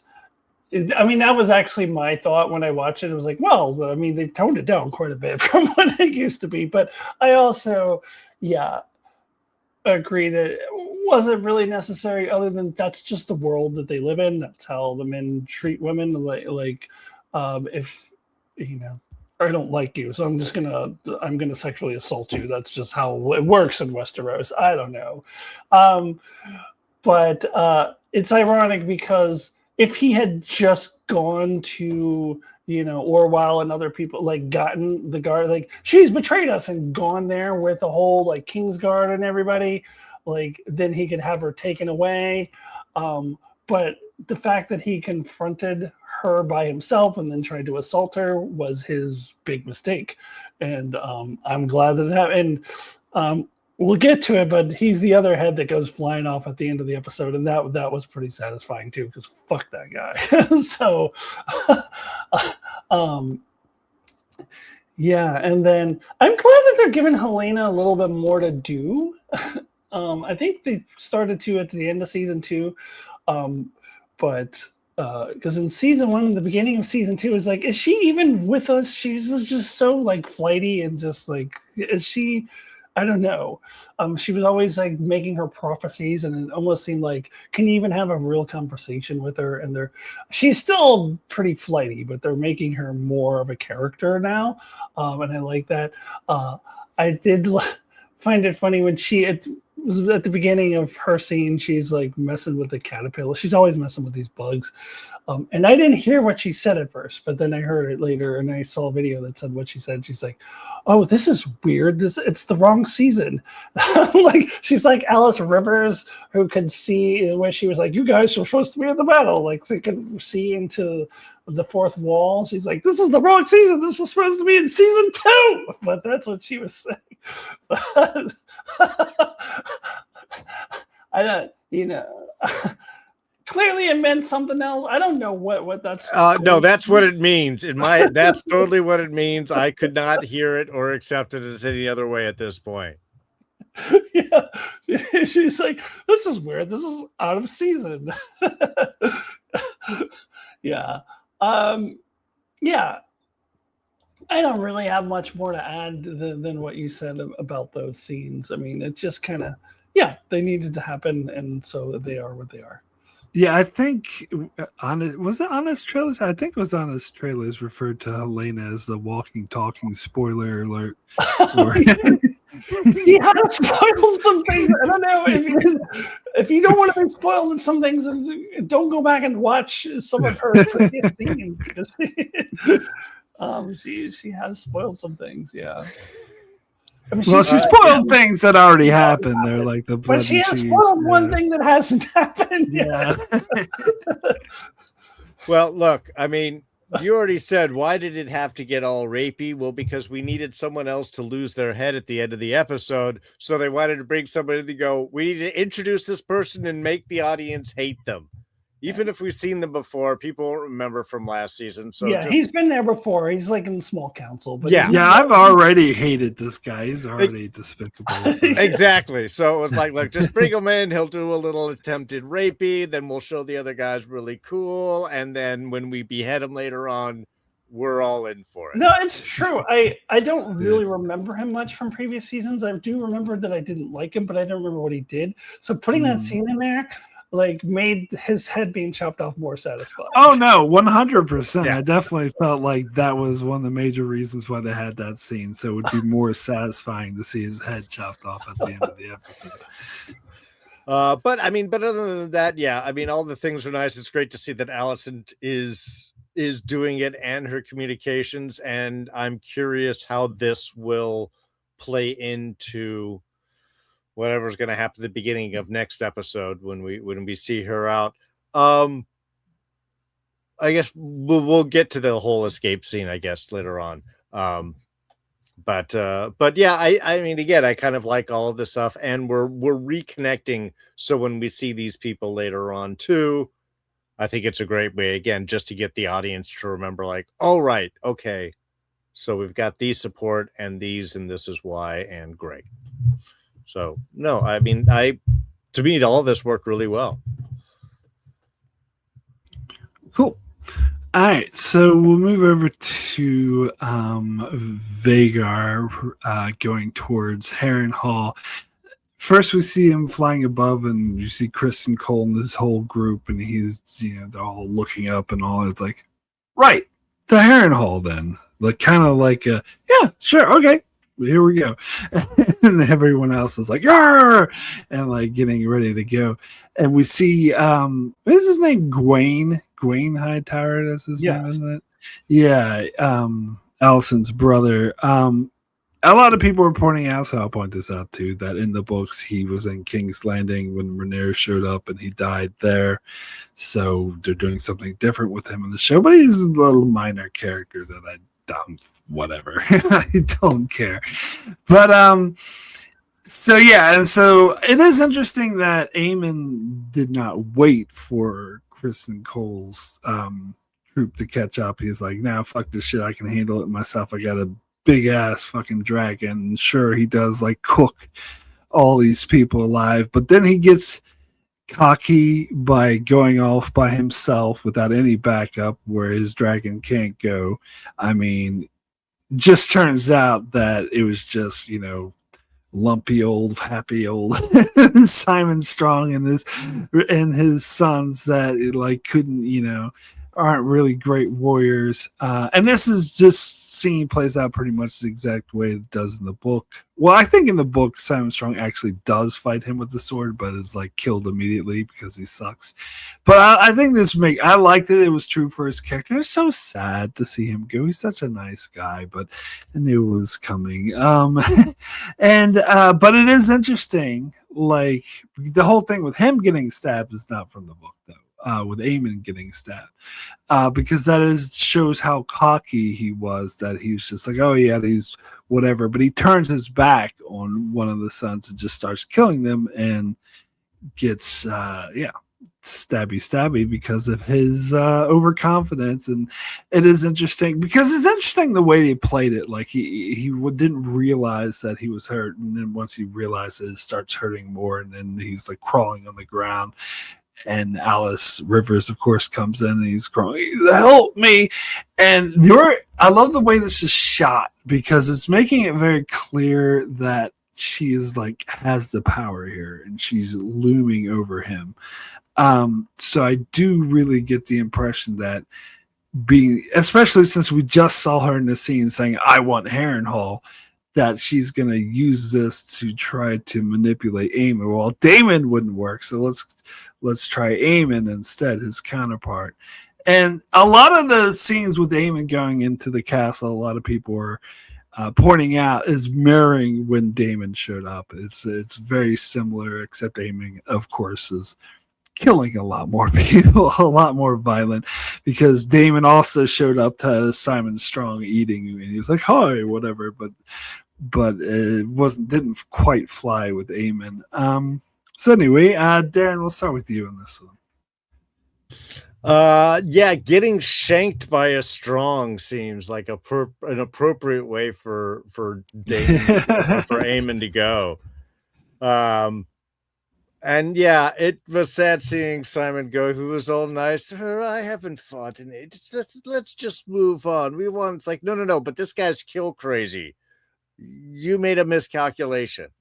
So the fact that, he does end up getting shanked and that's what gets him, and he's so surprised by it. Like, wait a minute, somebody actually got me? What? what is this thing sticking out of my back? I think he actually had to pull the knife out of his back. Oh no, he would just felt the blood that was coming down back there.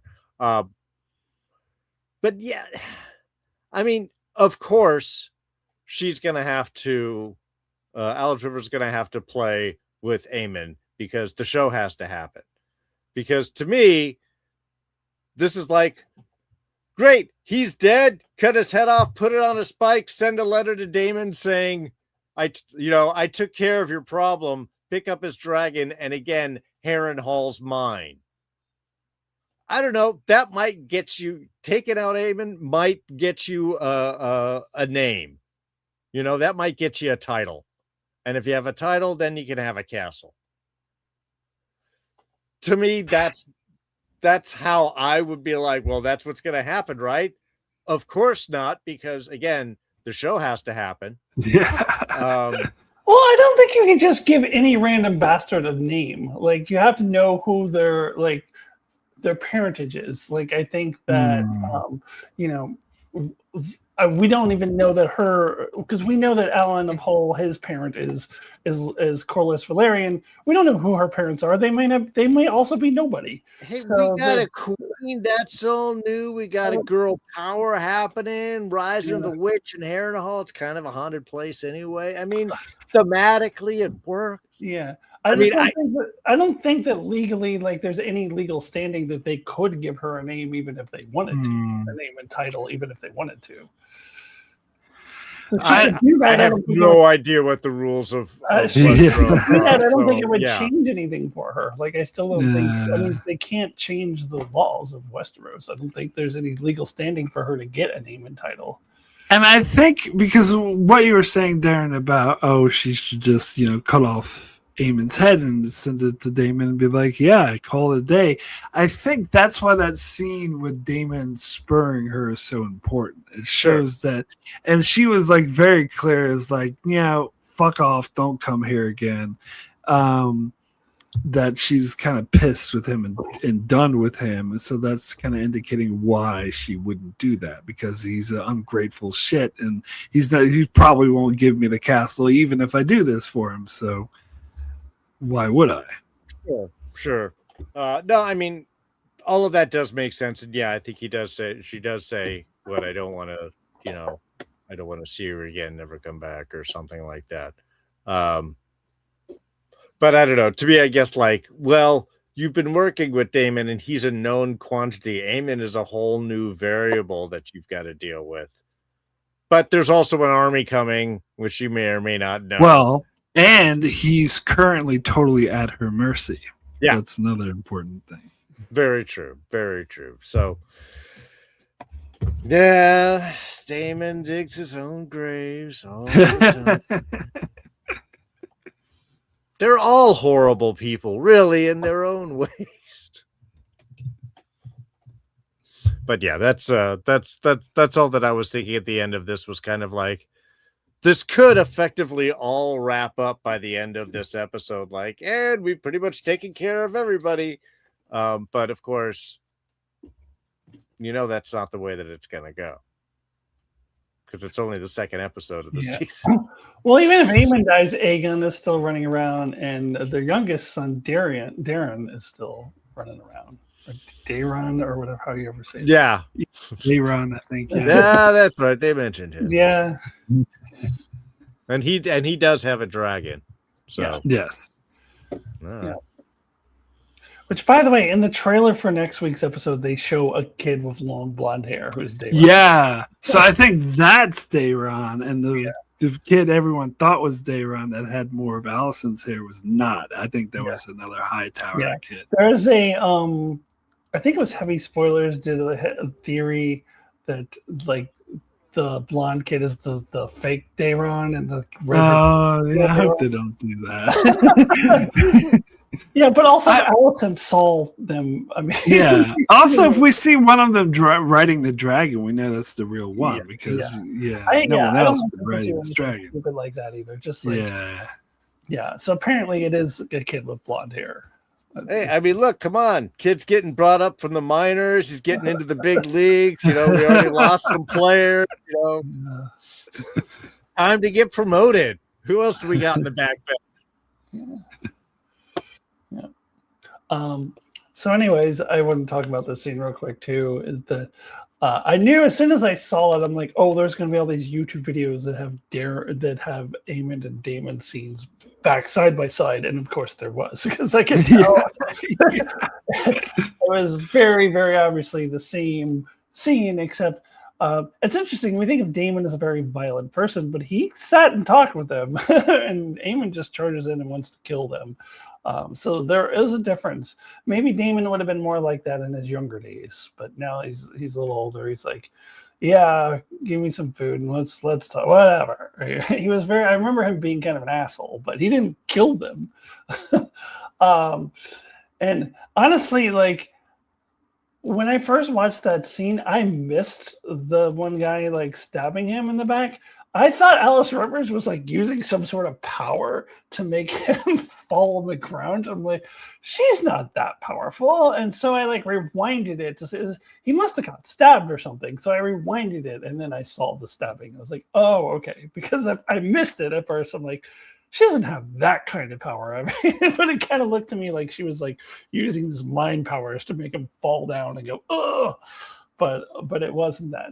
But regardless, you are right. It's very clear they're setting up the dynamic that Alice Rivers looking down at him has the power, and she's been shown to be a healer, so she can heal him, and she's going to have some power over him. So yeah, I just hope that it's just we don't have a whole season of Aemon tripping in Harrenhal now, because I'm a little worried that that's what they're going to do. He probably is going to have some visions, but we don't have to have him just sitting there tripping for the whole season.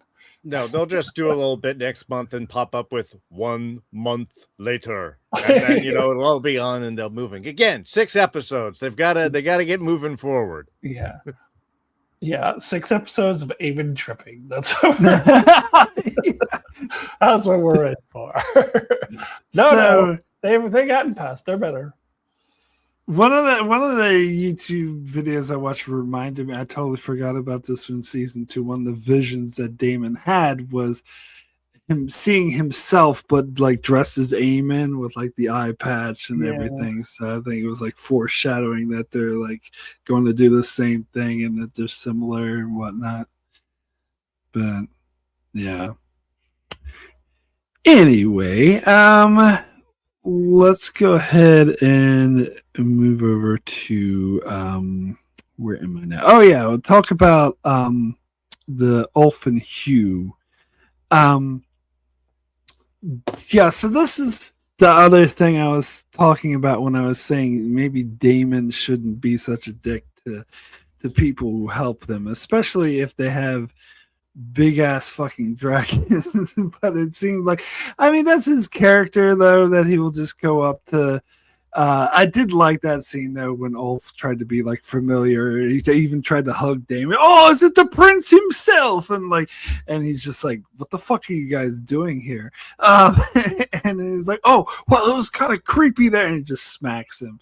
I like that Hugh is a bit more sort of like tempered. Like I think he's dealt more with lords, and so he's a bit more able to handle himself more, but Daemon is still like pissed off at both of them.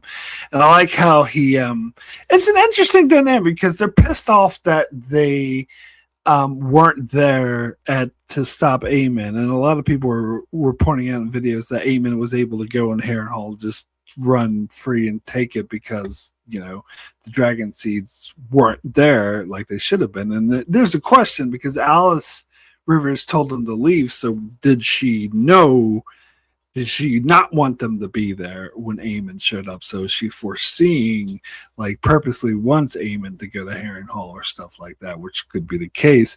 And but the other thing is that they could have just sent Ulf and Hugh back immediately. Like they could have just, and I like how Hugh was like, so should we go back there? And then Daemon just ignores them and walks away. Again, it's him like being a dick. And Yeah, so they could have done that, but they're like, no, because we want you here to take King's Landing. And so I don't know, it makes me wonder, like they're pissed off that they came back, but then they need them in order to take King's Landing. So why would they be pissed off if they came back? And if they helped in the Battle of the Gullet, which it seems like they did, then why would they be pissed off about it? And also, I think it goes to show how Daemon and Rhaenyra, because Rhaenyra doesn't really acknowledge them that much, how they do look down on them for not being highborn. And I do wonder if Adam is legitimized, that's going to put a wedge between Adam and Ulf and Hugh, that Adam's going to seem more like, well, I'm a lord now and you guys aren't. So if that's going to make them a bit more jealous of them. And then they bring this up again when they get on the dragons, and Daemon is like, and he's like again laying out, we need you to do this, circle King's Landing, and don't do any more thinking and that sort of thing. And it's also interesting that they made a point of when the dragons did fly over King's Landing to show like Ulf's drinking buddies and Hugh's wife, which is interesting. I think I watched a video where like, oh, we see his wife, but where's their child, their daughter? And I'm like, well, she died last season. And he kept bringing up, oh, her and their kid. I'm like, no, the kid's dead. I might have missed that part, but am very curious to see if Hugh is going to reunite with his wife. I mean, they must. They introduced this character. They gotta, and they show her again in this episode. She must play a part somehow. But Alyssa, we'll start with you on the Ulf and Hugh. Yeah. Yeah, I agree. I think this is another thing where Daemon's got to be careful of who he's mean to, because these are guys that have dragons. Right now they're willing to just go along with it. But I think you make a good point about Adam being legitimized. I think that might drive a rift between them. I think I could also see Adam I could see him maybe being a little bit high on himself because he's legitimized, and Ulf especially being really jealous of that. Now they do. I don't know. Am I allowed to talk about the trailer? Is that a spoiler if I talk about the trailer? We'll just give a warning if people can tune out for a couple minutes. It's not for the book, just for the trailer next week. It does appear that they are being knighted next week. Ulf and Hugh are. I think Adam might be there too.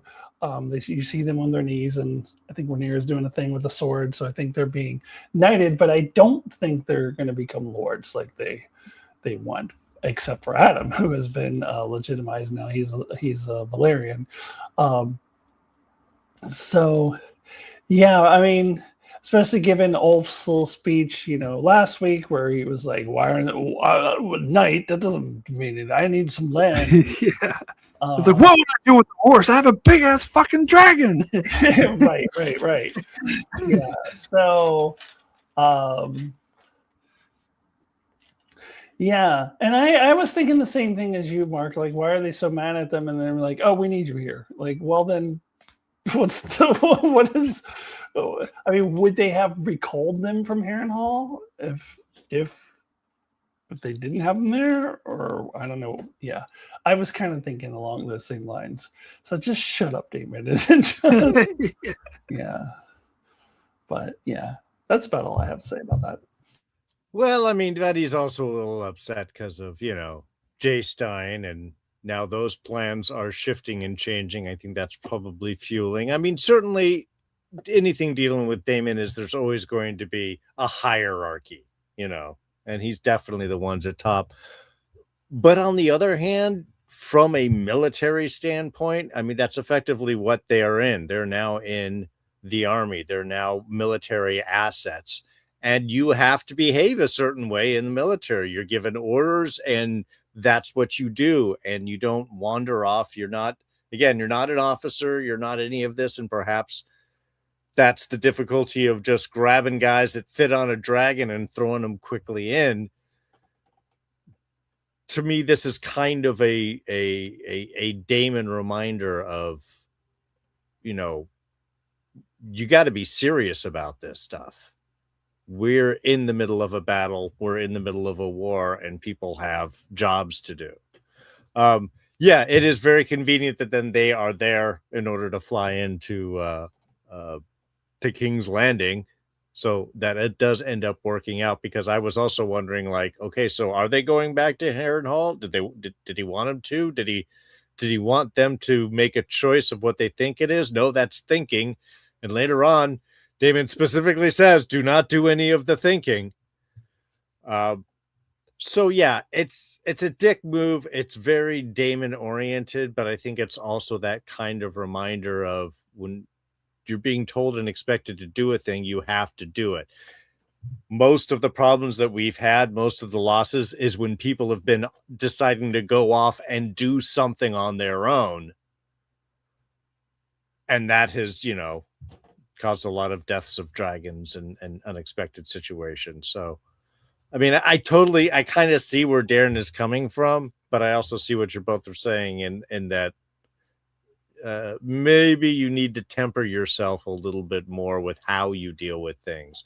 More like how you were dealing with the fighters after the fish feed thing, and less like Daemon of old. Yeah, I do wonder if he treats these two more like shit because of the fact that they're bastards. Yeah, and Ulf apparently is Daemon's half-brother. Yes. He's the bastard son of Daemon and Viserys' father. So I don't know if Daemon is aware of that, but... Probably not, no. Yeah. I mean, yeah, again, Daemon is a dick. And again, we certainly see that he has that hierarchy view for him. So if they do become knighted next, will that change something for him? I don't really know. I think he'll still have an expectation. Is like, well, now you're a knight, so now stop acting like peasants. He's just going to use something else to put over their heads. All right, so let's get to the sacking of King's Landing. Beautiful shots of the dragons flying over all the sunken ships and then coming into King's Landing, and how they sort of go in different, Hugh and Ulf go in like different quarters, and they sort of surround the place, and they show, all the shots of the dragons flying overhead. And then Rhaenyra and I do like how the scorpion things or whatever that we find out that those guys did decide, let's not die in dragging fire today, and they decide to just hang it up, and they have a legitimate reason now, because the queen, who is officially the power of King's Landing, specifically told them to stand down. So they stand down. I do like how Rhaenyra is like, well, Alicent actually did it. And it is interesting because everyone was telling Rhaenyra the whole time, like, are you sure you can trust Alicent? Like, I don't know if you can trust. She's probably, this is a trap, and they show up, and no, like, everyone is like putting down their swords. But I think Mysaria herself kind of mentioned earlier, was like, yeah, but once you're in the castle, your dragons aren't going to be able to help you. So it was kind of bold of just Rhaenyra and Daemon to go by themselves into the castle. Everyone outside was surrendering because they had big ass fucking dragons like right there. They're like, all right, we'll just put our swords down. But once they're in the castle, it's a bit different. And of course, we got a lot of hangouts who like attack them, and that first scene when the guys are like going after Daemon, it felt like like a Jean-Claude Van Damme or Steven Seagal movie where they all go one at a time after Daemon instead of all at once. But it was still like a cool scene. I still enjoyed it. And then of course they get up to the throne room, go in, and then I didn't realize this the first time I saw it, but the dude who comes out like with all the one who's leading all the soldiers is the same guard who was with Alicent and who betrayed her and told Iron Rod about what she was doing. And so yeah, I didn't realize that was the same dude, but he comes out and he's like, they're like, you go no farther, blah blah blah. And then Rhaenyra pulls her sword, which I think I learned from a video was actually Jace's sword that she adopted after his death, and they all just laugh at her. But I don't know. I like that scene. I like that she was just like, I'm not just gonna stand there here and be defenseless. But the whole like laughing, like that is very true to the setting. And it speaks a lot to the theme of how they look down upon women. But I don't know. Something about it just kind of annoyed me a bit. But it does show that, and it was mentioned later, which we'll be reminded of at the end of this episode, that she's actually not trained on a sword. But it just shows that she's not just going to stand there and let people hack at her. But Daemon, of course, is very handling the situation. Maybe he's hoping that these knights will also attack one at a time. but then the gold cloaks show up, and I'm a little bit annoyed that they're kind of trying to play it off of, oh, whose side are they on? And they try to act like Daemon and Rhaenyra are unsure, like they keep turning and are like don't know whose side they're on. It's like, of course they're going to be in Daemon's side. Like, I don't know. Maybe I'm thinking this because I read the books and I know that the Gold Cloaks are still loyal to him. But I feel like we were reminded of this earlier, like last season when he got Blood and Cheese that killed, that he still had a bunch of friends within the Gold Cloaks. We saw in earlier seasons that he trained them all. They even mentioned that, like, oh, Daemon gave me this Gold Cloak.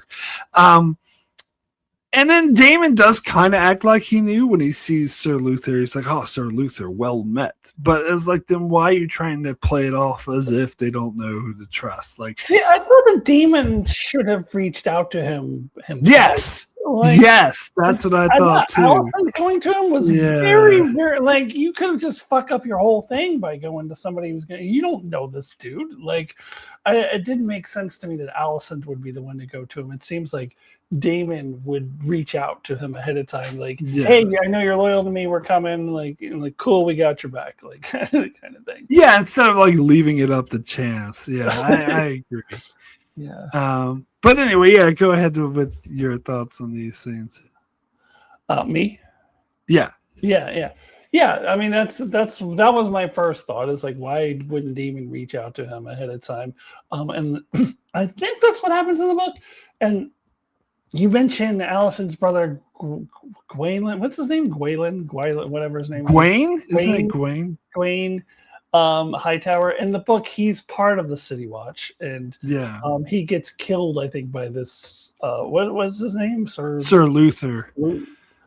I thought Sir Luther was the guy who...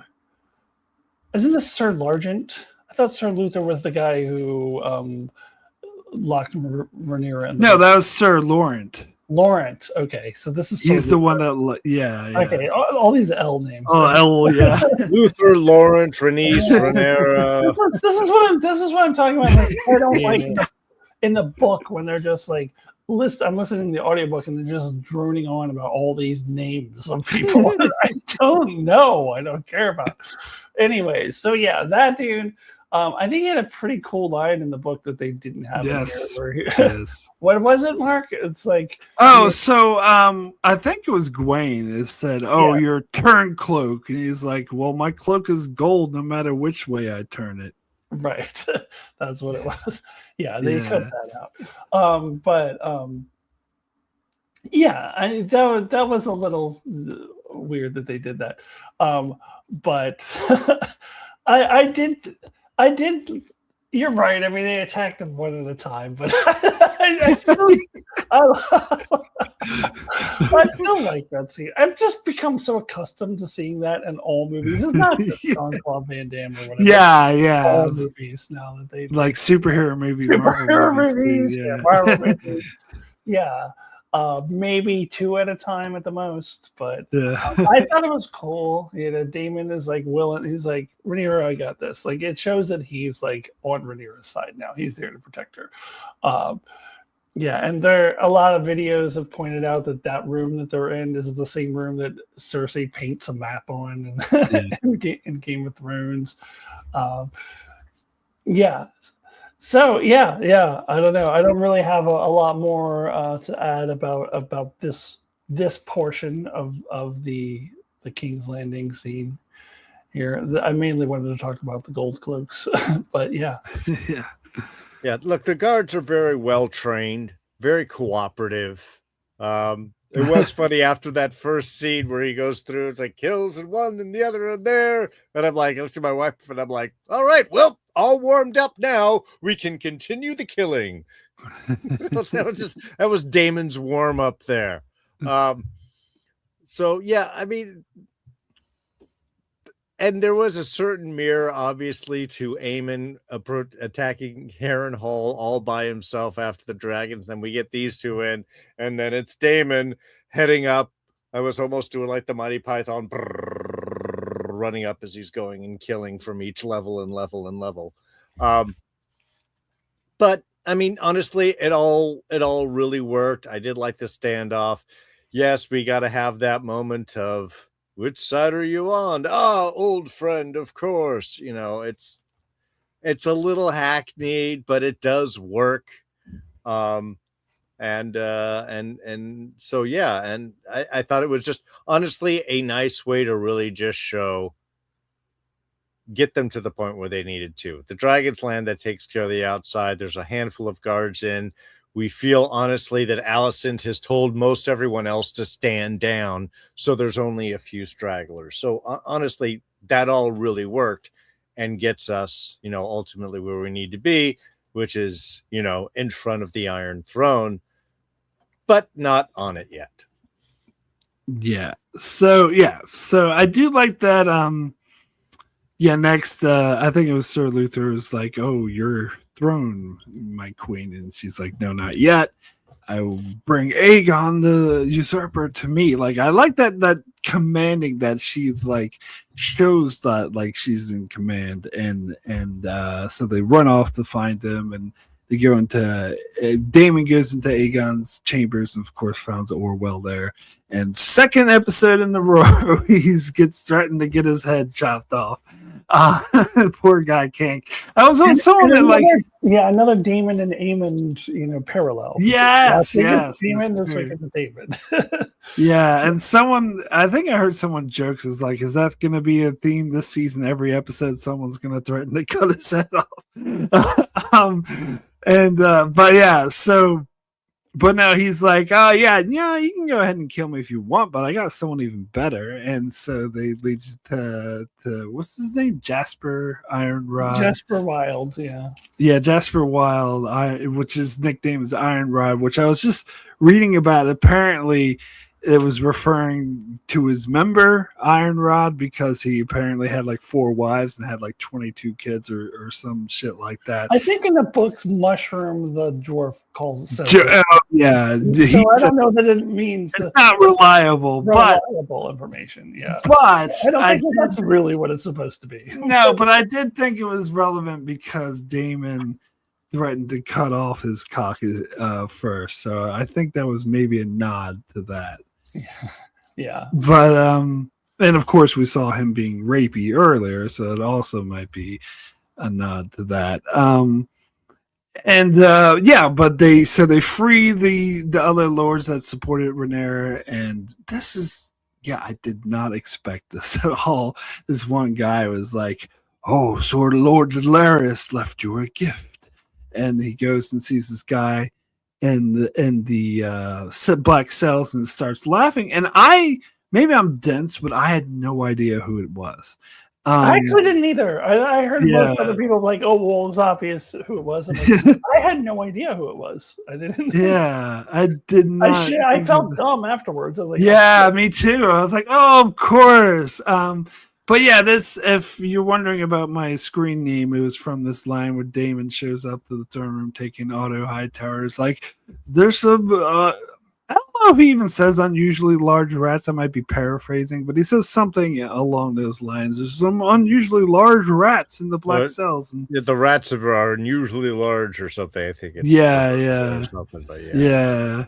And pushes Otto Hightower in. Yeah, so I was, because at the end of last season, this is another thing that I couldn't talk about in the spoiler free last season, but in the middle of the season last season, you're like, oh, Otto Hightower is going away to hide to Old Town or whatever, and we're like, no, he needs to be in King's Landing when Rhaenyra comes so he can have his head shut off. I think we're talking about that in the spoiler section. Well, in the book he leaves and comes back though. Oh, he does? I don't remember. Yeah, no, he leaves and goes to Old Town and then he comes back. So what we were talking about in the spoiler section is, see, in my head, he's out there somewhere. And when they showed him in the cage, it was like, oh, somebody kidnapped him out in Old Town or something. Yeah. Like one of Rhaenyra's forces kidnapped him. And that's when we were saying, how could he be in a cage where he needs to go back to King's Landing?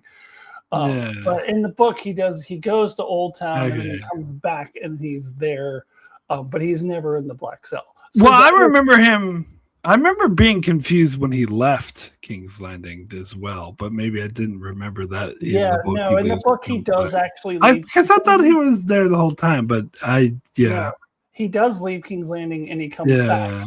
So when I saw that scene at the montage last year, I was like, so in my head, he was out there somewhere. Yeah, no, me too. Like his forces had kidnapped him out there. I thought maybe he got captured on the way to Old Town, and I was like, maybe someone's bringing him back to King's Landing because he needs to be in King's Landing to have his head chopped off. Because if they cut that part out of the show, that would like really upset me. It's like a very important part. And but I was worried. I was really worried that they were gonna take Otto Hightower in a totally different direction and not have him. That really surprised me. Like I was not expecting him to be in the black cells. And that shows how Larys is kind of playing both sides and hedging his bets, sort of, which I think is true to the character. But yeah, so they bring Otto in front of Rhaenyra, and he has the moment where and this is sort of Daemon being like the devil in her ear, being like, "Yeah, you gotta kill him." I did wonder though, like, couldn't she just order someone else? Because it feels like that was a Stark thing to be like the man who does the sentence has to swing the sword or whatever. Feels like a lot of like other. I don't know about Targaryens, but it seems like a lot of other families just like order other people to do it. But no, I think Daemon just wanted this to be like a sign of strength or whatever, and wanted her to do it. And I do like that she missed the first time and then got it the second time, because it shows that she was not proficient with the sword. And of course, you mentioned Emma Darcy's acting. They did an absolutely amazing job in this scene as well, showing how much it affected Rhaenyra. So that was a really amazing moment. I already talked about the cinematography and the symbolism of her trailing through the blood and leaving bloody footprints as she walks onto the throne. And then, of course, Alicent was trying to leave the city, but they failed, and they brought her and Helena to her. And I have a different take on this. I've heard some other reviewers, other videos say that Alicent is going to be pissed off with Rhaenyra because she just killed her father and she's like really upset. But that's not the take I had on it. I had to take that, and I think I watched some other videos that pointed this out, that Alicent knew since Aegon had fled that she fucked up her deal, because her deal was that Rhaenyra could have Aegon's head. And I think Alicent knew that if Aegon wasn't there, that Rhaenyra would have to find someone else to make an example of. And I think Alicent assumed it would be her, which is part of the reason why she was leaving. So I got the impression when Alicent showed up and saw her father's dead body, she was kind of relieved. I thought, oh, well, he's the one who's going to take Aegon's place. It's not going to be me. Well, she definitely gave a look, though. She gave a look like, what the fuck? I mean, there was a look on her face that was very clear. Yeah. Like, what the fuck? You killed my father. But I think you're going to take care of that in a line of dialogue. Like, you weren't supposed to kill my father. Yes, I was supposed to kill Aegon, but he wasn't fucking here. Like, yeah. Shut her up. What? I didn't kill your son. Yeah. Yeah. Well, I mean, give up. But then see, I just the agreement, and he wasn't there. I just took that look as just a look of shock because she didn't even know her father was there. I don't know. I didn't necessarily take it as like anger. I took it as a "what the fuck you killed my father" look. Is how I read it. Well, we'll see, because that's. But I don't think it's going to be. I think it's just going to be a line of dialogue like, "Hey, look, I was supposed to kill Aegon and he wasn't there. What do you want me to do?" Yeah. Well, we'll see what they will show Alicent's reaction to it. Yeah. So, Yeah. But again, like judging by the trailers, it seems like that she's going to be sort of giving Rhaenyra advice or whatever. Yeah. Yeah, I'm really curious about that. Like, is she going to be just locked away in her room and not allowed to leave? It looks like she's in her room when she's talking to Rhaenyra in the trailer. So I mean, she's not in a cell or anything. So, yeah. So I'm curious, like what they're going to do with her. I don't think Rhaenyra is going to let her leave like she wanted to. Yeah, I don't think so either.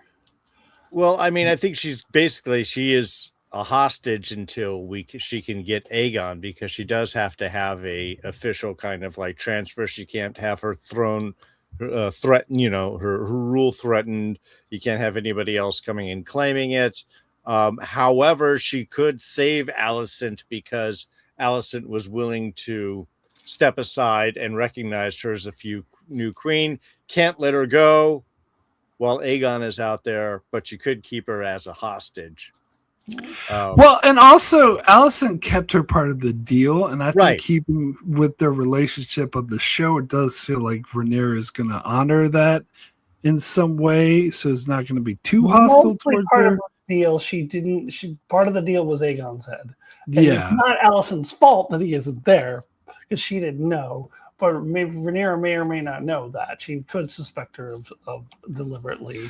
Well, that's what I'm saying is I think that'll effectively save her life, but she couldn't let her go and just be like, well, you abdicated the throne and you're fine. Yeah. You can go, not while Aegon's still out. But at the very least, she did get all the troops to stand down, which is nothing small. Yeah. No. I mean, I'm wondering if she's going to accuse Alicent of deliberately lying about Aegon. Oh, yeah. That definitely I could see that. Because okay, you did all this other stuff for me, but you lied to me about your son. And I think at the very least, she's going to be suspicious of that, especially with all the other people, all of her advisors. Like, you can't trust Alicent. You can't trust Alicent.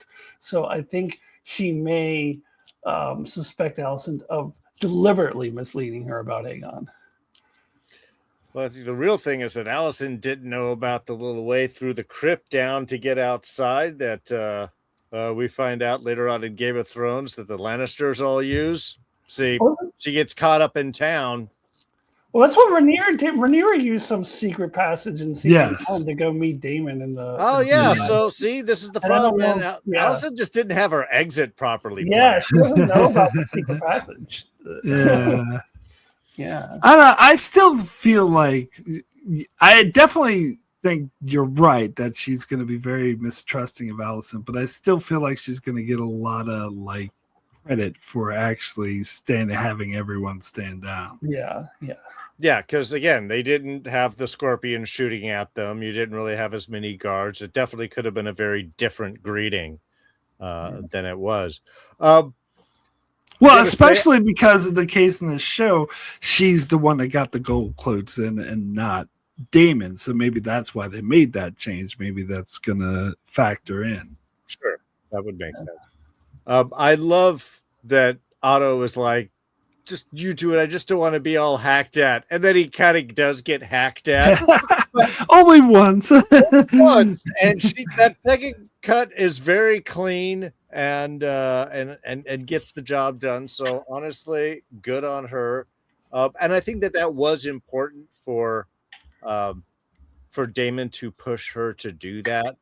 Yes, she could have ordered somebody else to, but I think because of who she is and because she is the first queen, and because of the doubts and the fact that she needs to show strength in front of these other men because that's all that they see, I think that's really why she kind of had to do that in order to ascend it. You've got to make sure that you take whoever stands up against you and you finish them, and that seals your place on the throne. I joke about it, her just walk up to that throne to turn and sit, and that whole, it's like you see that moment. Daemon was right. She says, you do this and this makes you the queen, and you see that once it happens, it's like the hesitancy is gone and she owns it. And I love that whole little bit.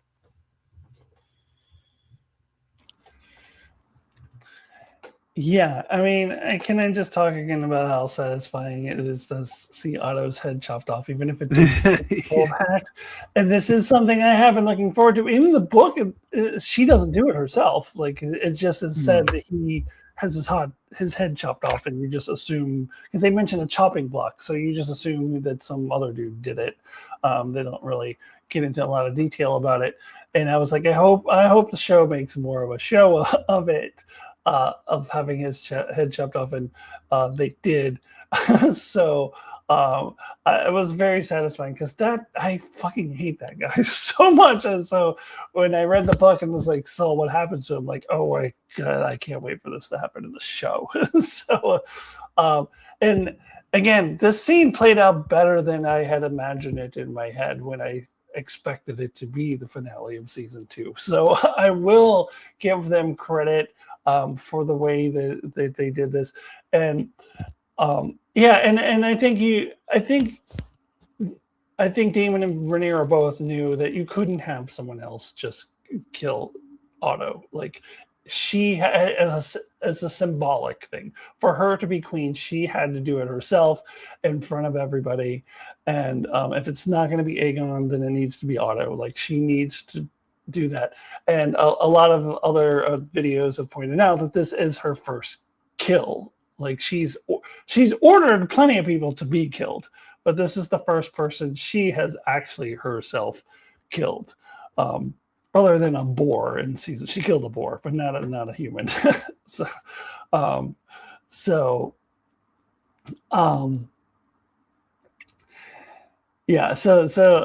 I just found it just to be a really powerful scene. It's just way better than I had even imagined it being after having read the book. So much credit to everybody involved, and especially Emma Darcy. And yes, when she's walking up to the Iron Throne, she's kind of limping and she's leaving footprints of blood, and you get that quick scene of the Iron Throne being reflected in Otto's blood. I mean, how just symbolic is that? And she gets on the Iron Throne. At first, she is kind of like, she is still a little whimpering and like she's still shaken up, but then she sees Alicent, and then something happens and she's like, "Roar." I'm just so fascinated about what they're gonna do next with this character, and Emma Darcy has really captured me. So I just really want to see how they play this character for the rest of the season, and what the show is going to do with this character. I'm really feeling captivated right now in a way that I don't think I have been felt by this particular show very often. And so, as much as I complain about this not being the ending of season 2. What's done is done. It's the beginning of season 3, so I'm rolling with it, and I'm really, really like. I just the scene. I just can't say enough about how much I really liked this ending scene. Like it was way better than I had pictured it to be. Yeah, I mean, definitely roll with it being in season 3, but I'm still gonna whine about about like how amazing would a season 2 been. And I don't know, Darren, you were saying earlier that it might have been like, oh well, why do I need to come back and watch season 3? But there's still a lot going. There's still a lot open. To me, that would have been a perfect way to wrap up the season, but still have enough open for a new story to be told. Yeah. There's actually a lot that happens in the book still that I think they're going to have to cut out like more than half of it. But most of that stuff. 14 episodes left. I think there's like a lot of stuff. A lot of his battles are so raunchy and most of it is listing off all these knights and their battles, and I'm sure all that will be curated just like they did with the fish feed. So I think they can fit it in. Yeah. There will be a lot of battles happening off screen. Yeah. We're going to see the end of many battles. Yeah. Yeah. We'll get into the spoiler section soon, Mark, and talk about a battle that they definitely have to have. Oh, yeah. No, there's one I'm thinking of. It's probably the same one. Yeah. I hope that, like, her new small council is better than the ones at Dragonstone, which is just a bunch of whiny old white men who are like, man, you can't do this, blah, blah. Because they freed a bunch from the cell, so hopefully these ones are better. They freed. I forgot about these people, but the Merryweathers, who last season like refused to take the knee to Aegon, or maybe was it even in season 1? Yeah. They've been in the cells the whole time, and those are the people that get freed, and you see them like greeting Rhaenyra. Yeah, there was another house too. I can't remember. Video was pointing it out, but they'll get to be on the small council. They'll be like a little less annoying than the dude in Dragonstone. Whatever happened to that one dude who was like went to the Riverlands to talk to Daemon and tried to talk her into betraying Rhaenyra? I'm wondering about him because he still has things to do in the book, so I don't know. So I'm wondering where he is and if they're bringing him back or what they're doing. All right. As long as we have as little Kristen Cole as possible, I'll be happy. I was going to say that. This is my favorite part of the episode. Like we get that one scene of Kristen Cole going, "Oh look, there's a dragon," and that's it. So that's it. That's the perfect amount in my book. Well, you're gonna have to see more of him. You know that he's gonna pop up more. Yeah, he's gonna pop up. I know, and it's not gonna be just to die. All right, so that will go ahead and wrap up our discussion, or spoiler-free discussion. Me and Alyssa are going to stay a bit longer to talk about book spoilers, so we'll say goodbye to Darren. Darren, thanks so much for joining us. Thank you. Always a blast to be here with you and Alyssa. It really is a great start off to the week, and I can't wait to see what next week's episode is going to bring. So enjoy the spoiler section, and I will catch you guys all next week. All right. See you next week. And of course, anyone watching, if you haven't read the books or don't want to be spoiled, now's also your chance to leave. Thanks so much for checking us out. And spoilers will begin now. So anyway, Alyssa, you mentioned there's something you wanted to talk about. Yeah, I mean, there's lots of things. But I want to. So last week we were talking about how is Alice Rivers going to switch over to Aemon? Is she playing both sides? And now we see very clearly how that is happening. And which is cool. I'm glad that they did that very clearly and just straightforward. Like, she wants Harrenhal, Daemon says no. Here's Aemon crawling in front of her, and like, boom, there you go. I think that makes a whole lot of sense because I was really wondering how they were going to do that. Now, I want to talk about how we're going to end season 3. I do think there's going to be a little bit of a lull. I think there's going to be people complaining because there isn't a lot more of these big things to do right away. But the two things that I think will happen by the end of season 3 is the Battle of Tumbleton, and I'm sure you agree with me that that's the battle that needs to happen. Yes, that's the battle. They're really, really telegraphing that betrayal a lot, at least from Ulf's side. We talked last week about how Hugh the Hammer is going to behave because he's so different. And the fact that they showed his wife, I do think his wife will have something to do with it.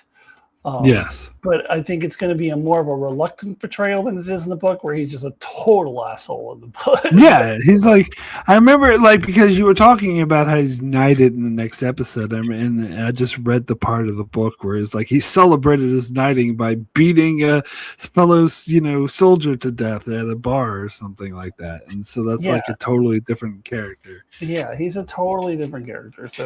So I think his wife is going to play a role in his decision to betray Rhaenyra, and I still think it's going to happen. Ulf is pretty much the same. He's as he is in the book. He's going to betray, and I think they're telegraphing that so much that needs to happen before the end of season 3.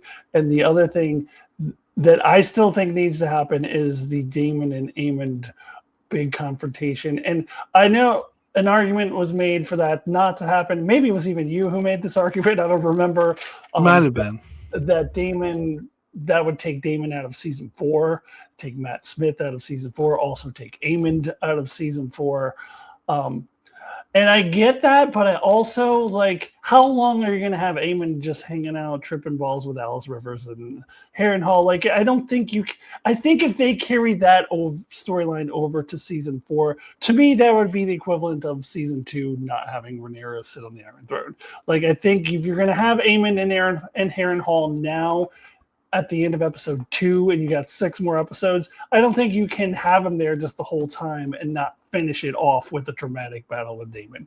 That's my take on it. And I also don't know what else they could finish the season with besides the Battle of Tumbleton and that. Like, I don't know what else. Yeah. I don't think the Battle of Tumbleton by itself is enough. Well, I can't remember where, but like they could always do things out of order, but I can't remember when in the book the whole thing with Daemon and Aemon happens. I don't know. I feel like they might push that back to next season, but I'm not like if they do, how do you think they end this season? What's the big? I don't know. So I think that's the only thing that they can do. And especially with Aemon already being in Harrenhal, like you're just going to have. To me, if Aemon is still hanging out in Harrenhal into season 4, that's the same thing as what season 2. I feel like, I mean, again, they could always change the order of things, but if I remember correctly, I feel like they did the Daemon and Aemon fight happened after Rhaenyra got outed at the King's Landing. Oh no, it didn't. I just listened to it on the. It didn't? Okay, all right.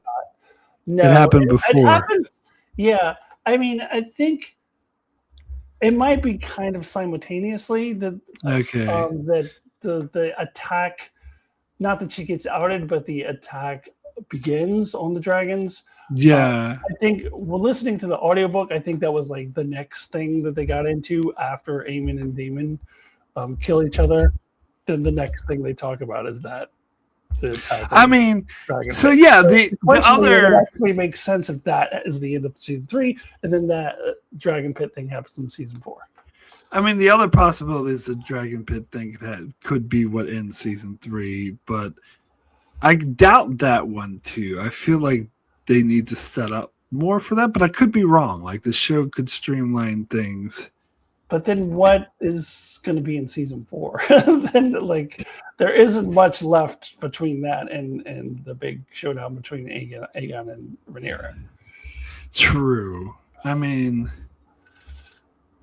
there's the second battle of Dumbledon. Yeah. And they're definitely going to be doing something with Daemon and Rhaenyra. And that's why I think they might push Daemon's conflict with Aemon back to season 4, because I think he might. I feel like they could have like Daemon sort of, when he finds out it's Rhaenyra, sort of want to protect her, and Rhaenyra sort of ordering, that she be arrested or something, and that being a rift between them, because in the book it was Nettles, her wanting Nettles to be arrested. Yeah. And I feel like even if they don't push Rhaenyra to as, mad and crazy as she was in the books, especially listening to the behind the scenes thing, they keep talking about, oh, this is really opening her up and having her dark side. So I think they're definitely pushing her in that direction. I just don't think she'll be the same or as bad as she was in the books. Yeah, I don't think she will either. Alicent obviously is not. Yeah, but I feel like they are still pushing her to like go a bit mad or whatever. Yeah. The thing, it gets a little tricky, her going after Rhaenyra now, because Corlys had no skin in the game when it came to Nettles, but he does for, or he did for Adam. I guess. Yes. For but Adam, she went after Adam too. So maybe they're gonna switch that just to Rhaenyra and not not Adam, because that's the part that didn't make sense to me. That she would like, oh, bastards suck, let's go after Adam. Like, I don't see her doing that in the show. So maybe they're replacing Rhaenyra, switches to Rhaenyra, and that's what turns Corlys away instead of Adam. Yes, that I could definitely see happening. I could definitely see that. I just don't. To me, putting Aemon in Harrenhal now, and then he just sits there with Alice Rivers all season and is still there at the beginning of season 4.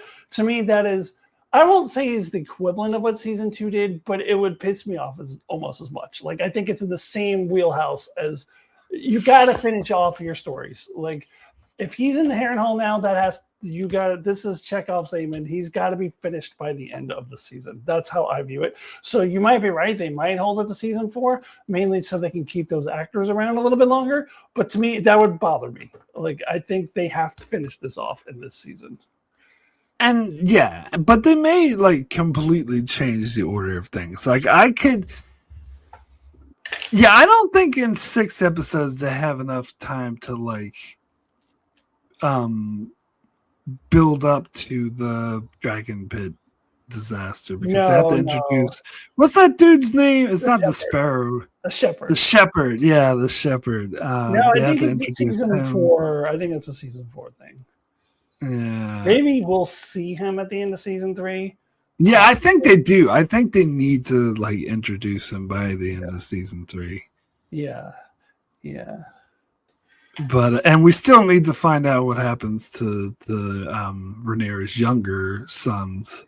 Yeah, so that's the other thing. They have to be there for that. Yeah. or at least, this is where Joffrey gets killed, and so he has to be there. And then Aegon needs to be with Rhaenyra so he can leave the city with her and be there for the end. Yeah. So I don't know what the hell they're doing with them. I guess they're still apparently on their way to Pentos, but I don't know. I guess it might. They're probably just going to do some like line of dialogue. Oh, they were attacked by some random ship. It's not going to be during the. This is not during the gullet. Yeah, and he can't ride a dragon, as you pointed out. So somebody will just rescue him, or something. I don't know. But that is kind of what I'm saying. I also wanted to talk about just projecting ahead, like how this whole show is going to end, because seeing this as the Emma Darcy show, like how Emma Darcy's Rhaenyra is so front and center. And I'm still listening to the audiobook now. The stuff that happens after Rhaenyra gets eaten by Sunfire.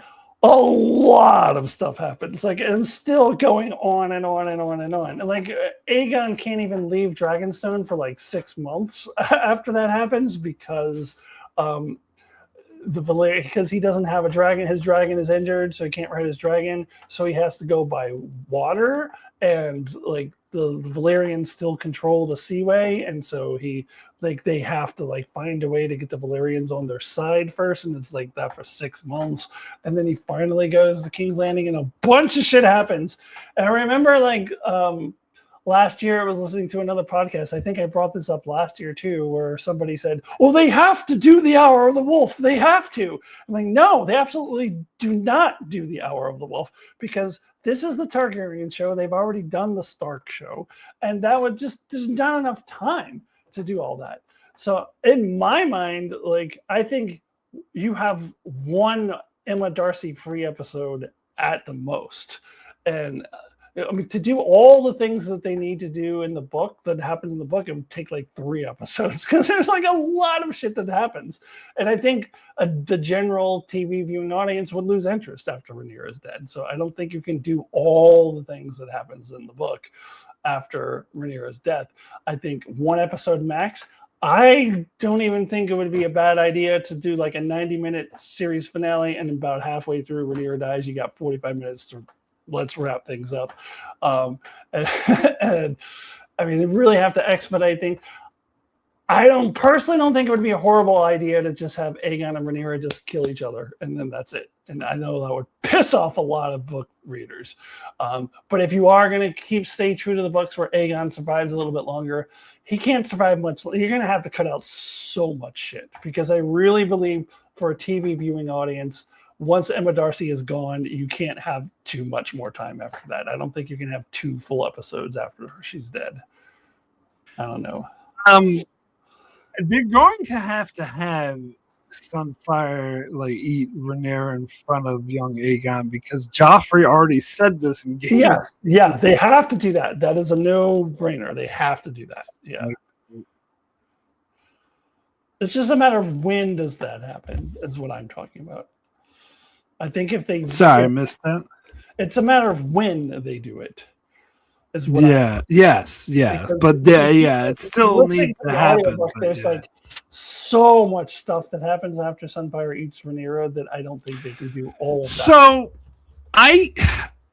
So, we had this discussion before, like a couple years ago. I think they will do the Hour of the Wolf, and I would be very disappointed if they didn't. I always thought that they would have 2 episodes post Rhaenyra dying. That the penultimate episode would be Aegon in King's Landing trying to kill someone and being all upset, and all the armies like rallying around King's Landing, and then that episode ends with Corlys poisoning Aegon, and then the final episode would be the Hour of the Wolf, where they settle everything. Yeah, I think the general TV viewing audience is tuning out of that. Like, I don't think they're going to give a shit about it. I disagree. I think there's a lot of like side characters. I think this is the Emma Darcy show. I think this is the Rhaenyra show, and they have intentionally set it up to be that way. And I think honestly, having 2 full, to me, it's the equivalent of killing off Pedro Pascal and Last of Us, which I know they had to because that's the source material. That's what happens. But after he's dead, I love Bella Ramsey. They could not hold the show on their own. And that show went downhill. And to me, that's the same equivalent. You cannot kill off Emma Darcy and then have 2 full episodes without them. Like, I think you're going to lose the TV audience. And I'll be among them. And I read the books, and I'll be with them. I'll be like, what is this? This is boring. Like, we lost. I disagree. I think it would be like killing off Ned Stark. You could still have all the other characters take over. I mean, a bit different because Ned Stark died at the end of season 1. This would be 2 episodes for the end, but I still feel like all the other characters are strong enough to carry the show for 2 episodes. Craig Stark was in 1 scene, and you're going to give him a full episode? Fuck no! I'm sorry, we already had the Stark. But it wouldn't be just about him. It would be about Corlys. It would be about Bella. It would be about Alan. It would be about all of the wrap up. And in fact, I see like the finale, the Hour of the Wolf, being more focused on Corlys. Like Corlys would be the star of that episode. Yeah, I don't think you can end the show that way. I think you're going to lose a lot of people. A lot of you. I will guarantee you right now. If they go that route, like the internet will be flooded with complaints, and I will be among them because I just don't think that you can end the show that way. I think if you ended the show the way you're suggesting, the internet would be flooded with complaints, and I would be among them. Like, you need to wrap things up. You can't just you can't have Rhaenyra die like halfway through the last episode. There's way too much that happens after. No, they don't. They don't have to do all that stuff. They can easily cut all that stuff. But so, leaving that argument aside, I feel like regardless of which way they take it, they need to end the show with like a narration of this is what happens to this character and this is what happens. If they don't do that, then I will be really upset. Yeah. And I couldn't say this in the spoiler-free section, but Vale and Alan end up getting married. Yeah, no, I was going to mention that too. When they showed their scene together, I'm like, oh, they get married, and they're setting up for that. Yeah. Yeah, because I'm also rereading the Fire and Blood right now as well. So, and I'm wondering, if is Sheepstealer just going to fly off and then Rhaena is going to get mourning? Because she has a... I don't think she's going to get mourning. I think they're changing that. Well, the way it's described, I was just listening to this. The way it's no, it wasn't in the book. We were watching a video that was talking about the book. But they were talking about how Rhaena is really important because she's like the only one who has a dragon. So I guess they could just have her still have Sheepstealer. Yeah, maybe. And that would be it. But I think the big thing was this was a newborn dragon. So this was like, there was more hope for people because this was a fresh dragon. I don't think you can cut that out. I think Sheepstealer fucks off and I think she gets mourning. I think that's what's going to happen. I don't think that you can cut that out.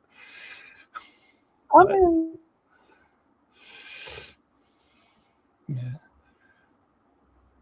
Are you talking? Because you're muted if you're talking. Yes, I was talking. Sorry, I'm dealing with my headphones keep falling apart. Yeah, I don't think... I think you could give that to another character maybe, or just not do it. I don't know. I don't think it's that important. Yeah. I don't know. Because I think they're going to have to change... Well, we'll see what they do with young Aegon and young Viserys, because the things feel like they're going to have to change how some things go down. Yeah, I mean, they still need to end up in the right place because that's something they cannot change because that's history. That's Westerosi history. So they all still need to end up in the right place. They still need to be there to be kings eventually, but the show could change like their journey to get to that. I think Aegon needs to watch his mother get eaten. I mean, and Joffrey said he did. So yes, that part does. Yeah, that absolutely needs to happen. Yeah, 100%. Yeah, because Joffrey already said that. Yeah. All right. Well, we can sit here and argue all day about how they're going to end the show. I think we can wrap things up now. Yeah. Well, I was just thinking that there was something else I wanted to bring up, but I think it was just the Alan thing. But yeah, we're pushing 3 hours, so I would like to end this now. Yeah, no worries. Yeah, it's up to. So yeah, we'll go ahead and wrap that up. Thanks everyone for joining. If you sticked around for the spoiler section, great to have you. Yeah, and Alyssa, I don't know if you're got much going on. I'll be here next week. That's what I got going on. I'll see you all here next week. All right, and if you're finding me for the first time, my name's Mark, Channels Enchantment of Eternity. You can check me out as I'll be doing House of the Dragon live streams every week, and also a lot of Star Trek videos if you're into that sort of thing. So yeah, be sure to subscribe, check us out, and we will see you next time.